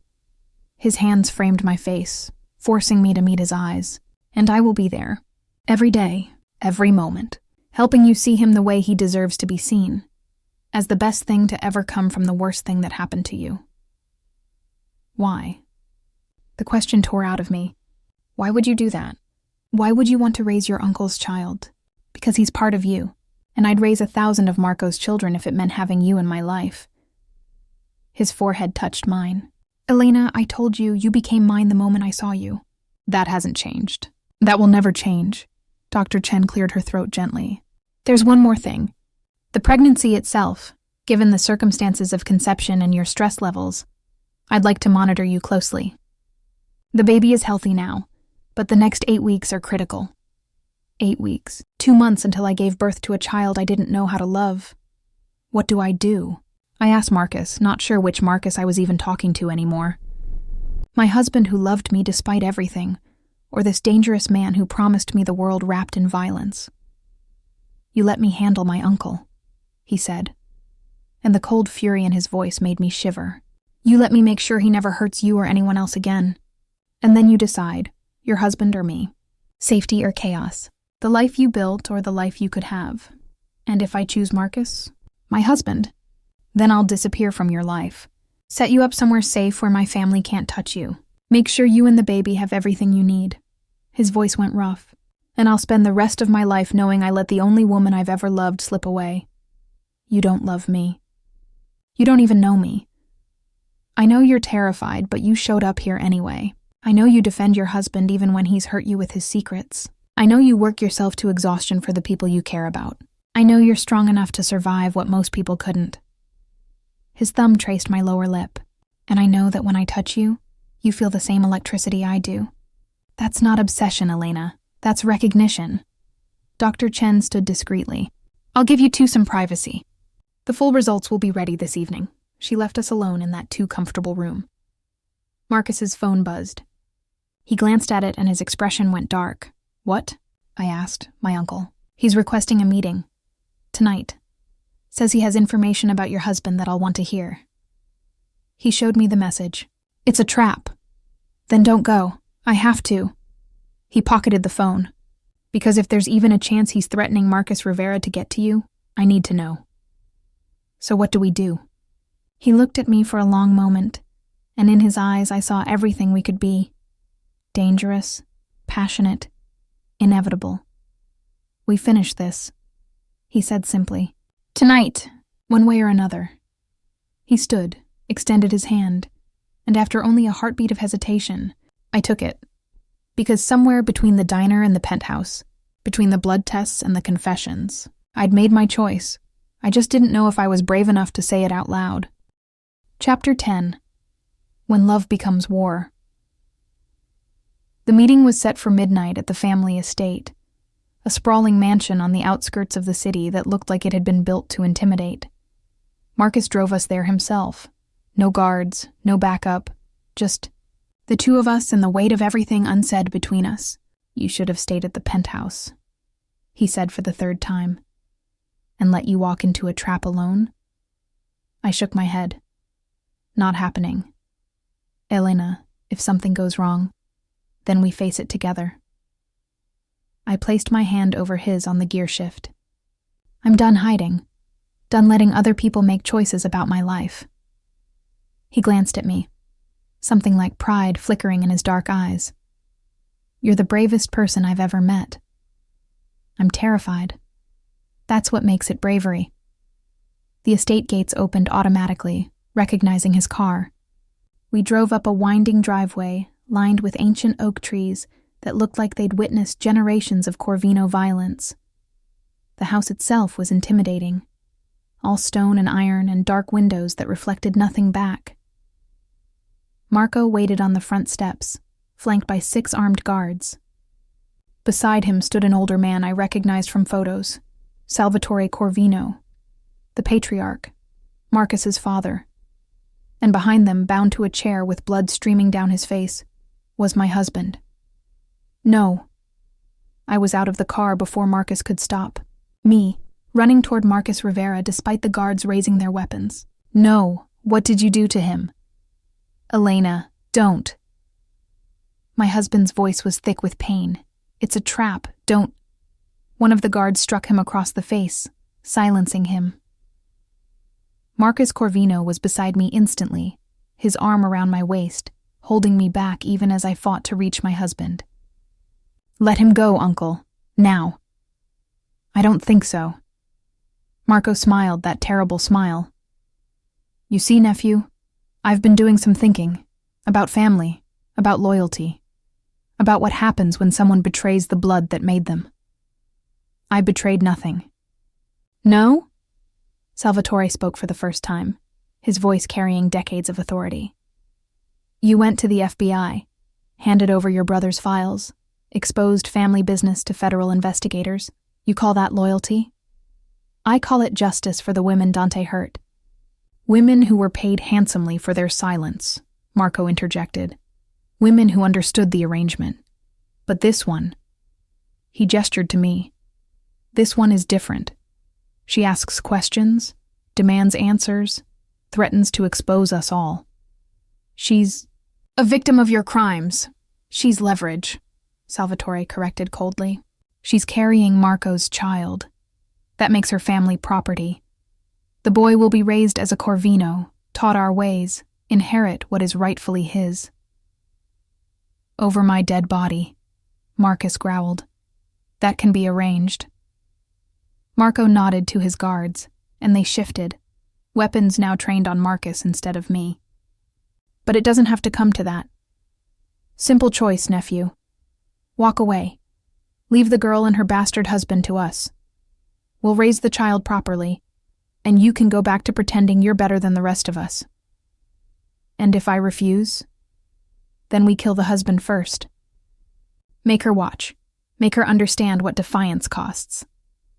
Marco's eyes found mine. Then we keep her comfortable until she delivers. After that. He shrugged. Accidents happen, especially to new mothers. Pure rage exploded through me. You sick bastard. You rape me, threaten my child, and think you can just... Rape is such an ugly word, Marco said mildly. I prefer to think of it as collecting on family investments. Your husband owed money to dangerous people. The Volkovs would have killed you both. I provided protection. In exchange, you provided entertainment, fair trade. You drugged me. You violated me while I was unconscious. That's not trade, that's business. He smiled. And now that business has yielded fruit. My son will carry on the Corvino legacy. He'll never know you. The words came out hard, absolute. I'll die before I let you touch him. Brave words from a woman with no power. Marco gestured, and one of the guards pressed a gun to Marcus Rivera's head. But let me make something clear. You will cooperate. You will have the baby.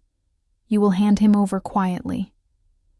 Because if you don't, your husband dies. And then Marcus dies. And then you die. In that order. So you can watch everyone you love destroyed before we end your suffering. The baby kicked hard against my ribs, as if protesting his biological father's voice. There's another option. Marcus Corvino's voice cut through the tension like a blade. One you haven't considered. Oh? Salvatore raised an eyebrow. Enlighten me. I marry her. The words fell like bombs. Elena divorces Marcus Rivera, marries me. The child is raised as mine, legitimate heir to my portion of the family business. Marco backs off, and everyone walks away alive. Silence crashed over the estate. You can't be serious, Marco said finally. You'd marry your uncle's pregnant whore just to spite me? I'd marry her because I love her. Marcus's arm tightened around me. Something you've never understood. Love, protection, putting someone else before your own desires. He looked at his father. Something neither of you ever understood. Salvatore studied his son with cold calculation. And if we refuse this generous offer, then the FBI gets everything. Every file Dante kept. Every woman you've paid off. Every dirty secret this family has buried for 3 generations. Marcus pulled out his phone, showed them something on the screen. I've already uploaded it to a secure server with a dead man's switch. If anything happens to me, Elena, or Marcus Rivera, it all goes public. Automatically. You're bluffing, Marco said, but uncertainty crept into his voice. Try me. Marcus's smile was razor sharp. Kill me. Kill any of us, and watch the entire Corvino empire burn. For a long moment, nobody moved. The guards looked to Marco, who looked to Salvatore, who stared at his son with something like grudging respect. You'd destroy your own family? The old man asked quietly. You destroyed it first. When you taught Dante that women were property, when you looked the other way while Marco continued his brother's work, when you chose reputation over justice. Marcus's voice was steel. I'm just finishing what you started. Salvatore turned to Marco. Release the husband. Father, release him, now. The guards cut Marcus Rivera's bonds. My husband stumbled forward, and I caught him, feeling his blood soak into my clothes as he collapsed against me. Marcus, I sobbed. Oh God, Marcus, I'm so sorry. Not your fault, he whispered. Never your fault, touching, Marco sneered. But this doesn't end here. You can't protect her forever, nephew. Eventually, you'll slip, and when I do, you'll already be dead. Marcus Corvino's voice dropped to something lethal. Because the FBI has a file with your name on it. All those women, all that evidence, one word from me and you spend the rest of your life in prison. Or worse, in a cell with men who know what you did. Men who have daughters. Marco's face went white. So here's what's going to happen, Marcus continued. You're going to disappear. Take your money, leave the country, and never come back. You're going to let Elena and the baby live in peace. And if you ever threaten them again, I will personally make sure every criminal organization in the world knows exactly what kind of monster you are. You can't exile me. I'm family. You stopped being family the moment you hurt her. Marcus looked at his father. Him or me? Choose. Salvatore Corvino studied his son and his brother for a long moment. Then he turned to Marco. You have 24 hours. After that, you're on your own. Father, you heard me. Get out of my sight. Marco looked between them, rage and disbelief warring on his face. Then he turned and walked into the house, his guards following, leaving us standing in the cold October night. Salvatore approached slowly, his eyes on me. You must be remarkable for my son to choose you over his blood. I didn't ask him to. No. Which makes you even more dangerous. He looked at Marcus. You understand what this means? You're burning every bridge, cutting yourself off from the family. I know, and you're doing it for her. Yes. Salvatore nodded slowly. Then I hope she's worth it. He turned to go, then paused. For what it's worth, I'm sorry. For what Marco did, for what this family has become. He looked back at Marcus. Your mother would be proud of you. She always said you had her heart. Then he was gone, leaving the 3 of us standing in the shadow of the Corvino mansion. Marcus Rivera pulled away from me, standing on shaking legs. His face was swollen, bloody, but his eyes were clear when they met Marcus Corvino's. Thank you, my husband said quietly, for saving her, for stopping them. I only did what was right. No, you did more than that. Marcus Rivera looked at me, and I saw heartbreak in every line of his face. Elena, I need you to tell me something. And I need you to be honest. Anything. Do you love him? The question I'd been avoiding for weeks. The truth I'd been too scared to admit. I looked at Marcus Corvino, this dangerous, complicated man who'd turned my world upside down. Who'd killed for me, protected me, seen me at my worst and my most vulnerable, and stayed anyway. Then I looked at Marcus Rivera, My husband, the father of my heart, if not my blood. The man who'd loved me first, loved me simply, loved me without complications. I love you both, I whispered. But I'm in love with him. My husband's face crumpled. For a moment I thought he might fall, but he straightened, nodded once, and turned to Marcus Corvino. Take care of her. Take care of my son. I will. With my life. I know. Marcus Rivera looked at me one last time. I'll have divorce papers drawn up. Make this clean. Give you both a fresh start. His voice broke. Be happy, Elena. Even if it kills me, be happy. Then he walked away, down the long driveway, leaving behind the life we'd built together. I started to go after him, but Marcus Corvino's hand caught mine. Let him go, he said softly. He needs this. Needs to walk away with his dignity intact. I'm destroying him. No, you're setting him free. He turned me to face him. Elena, I meant what I said. I'll marry you, raise the baby as mine, give you everything you deserve, but only if that's what you want. Only if you're choosing this life, choosing me, because it's what makes you whole. I looked at this man who'd become my everything in such a short time, who promised me danger and passion and a love that felt like falling and flying simultaneously. I choose you, I said. I choose this. I choose us. He kissed me then, finally, after weeks of restraint and longing. His lips were gentle at first, testing, asking permission, then deeper, more urgent, as I kissed him back with everything I'd been holding inside. When we finally broke apart, both breathing hard, he pressed his forehead to mine. We're going to have a complicated life, he murmured. I know. A dangerous life. I know that too. But I promise you this. Every day, you'll be loved, protected, cherished. You and our son. He's mine. The certainty in his voice left no room for argument. The moment you chose me, he became mine. Biology doesn't make a father. Love does. 8 weeks later, I gave birth to a perfect baby boy in a private hospital room with Marcus Corvino holding my hand through every contraction. We named him Lorenzo, not after any Corvino, not after anyone in Marcus Rivera's family. A fresh start, a new legacy. And when they placed him in my arms, I looked into his tiny face and saw only innocence. Only possibility, only love. Marcus Corvino leaned over us both, his hand cradling our son's head with impossible gentleness for a man who'd killed to protect us. Hello, Lorenzo, he whispered. Welcome to your complicated, dangerous, beautiful life. I looked at this man I'd chosen, this killer, this protector, this love I'd never expected, and knew I'd made the right choice. It wasn't the safe choice, it wasn't the easy choice, but it was mine. And for the first time in my life, I felt completely, dangerously, perfectly alive. Epilogues 6 months later. Lorenzo's laughter filled the nursery as Marcus played peekaboo with him, making ridiculous faces that had our son squealing with delight. You're going to spoil him, I said from the doorway. That's the plan.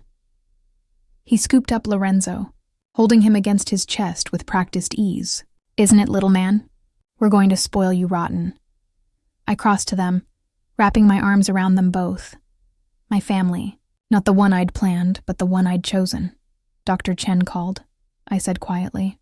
The final DNA results came back. Marco was confirmed as the biological father. Marcus's arms tightened around Lorenzo. Doesn't change anything, I know. I kissed our son's head. I love you even more for saying it, Mrs. Corvino. He grinned. I'll never get tired of calling you that. Good, because you're stuck with me. Best prison sentence I ever received. We put Lorenzo down for his nap, then retreated to our bedroom, in the new house Marcus had bought us, far from the city, far from the family estate, far from everything dark. He pulled me into his arms and I went willingly, melting into his warmth. I heard from Marcus today, I said quietly. Marcus Rivera. He wanted to know how Lorenzo was doing, and I think he's healing. Dating someone new, moving forward. I looked up at him. I'm glad. He deserves happiness. So do you. He tilted my chin up. Are you happy, Elena? Truly? I thought about my life now. The danger that still lurked at the edges, the complications of being married to a man like Marcus Corvino, the weight of the secrets we carried. But I also thought about Lorenzo's laughter, Marcus's fierce protection, the passion that still burned between us, the life we were building from the ashes of everything that had tried to destroy us. Yes, I said honestly, I'm happy. Dangerously, completely happy. Good. He kissed me softly. Because you're mine, Elena Corvino. For better or worse, for danger or peace. Forever. Forever, I echoed. And as he carried me to our bed, I knew that this life, complicated and dangerous, and entirely unexpected, was exactly where I belonged. In the arms of a man who'd seen my darkness and loved me. Anyway, with a son born from horror who'd become our greatest joy. In a love that had begun with forbidden attraction and become something eternal. My Mafia romance. Dark, dangerous, and undeniably real. The end.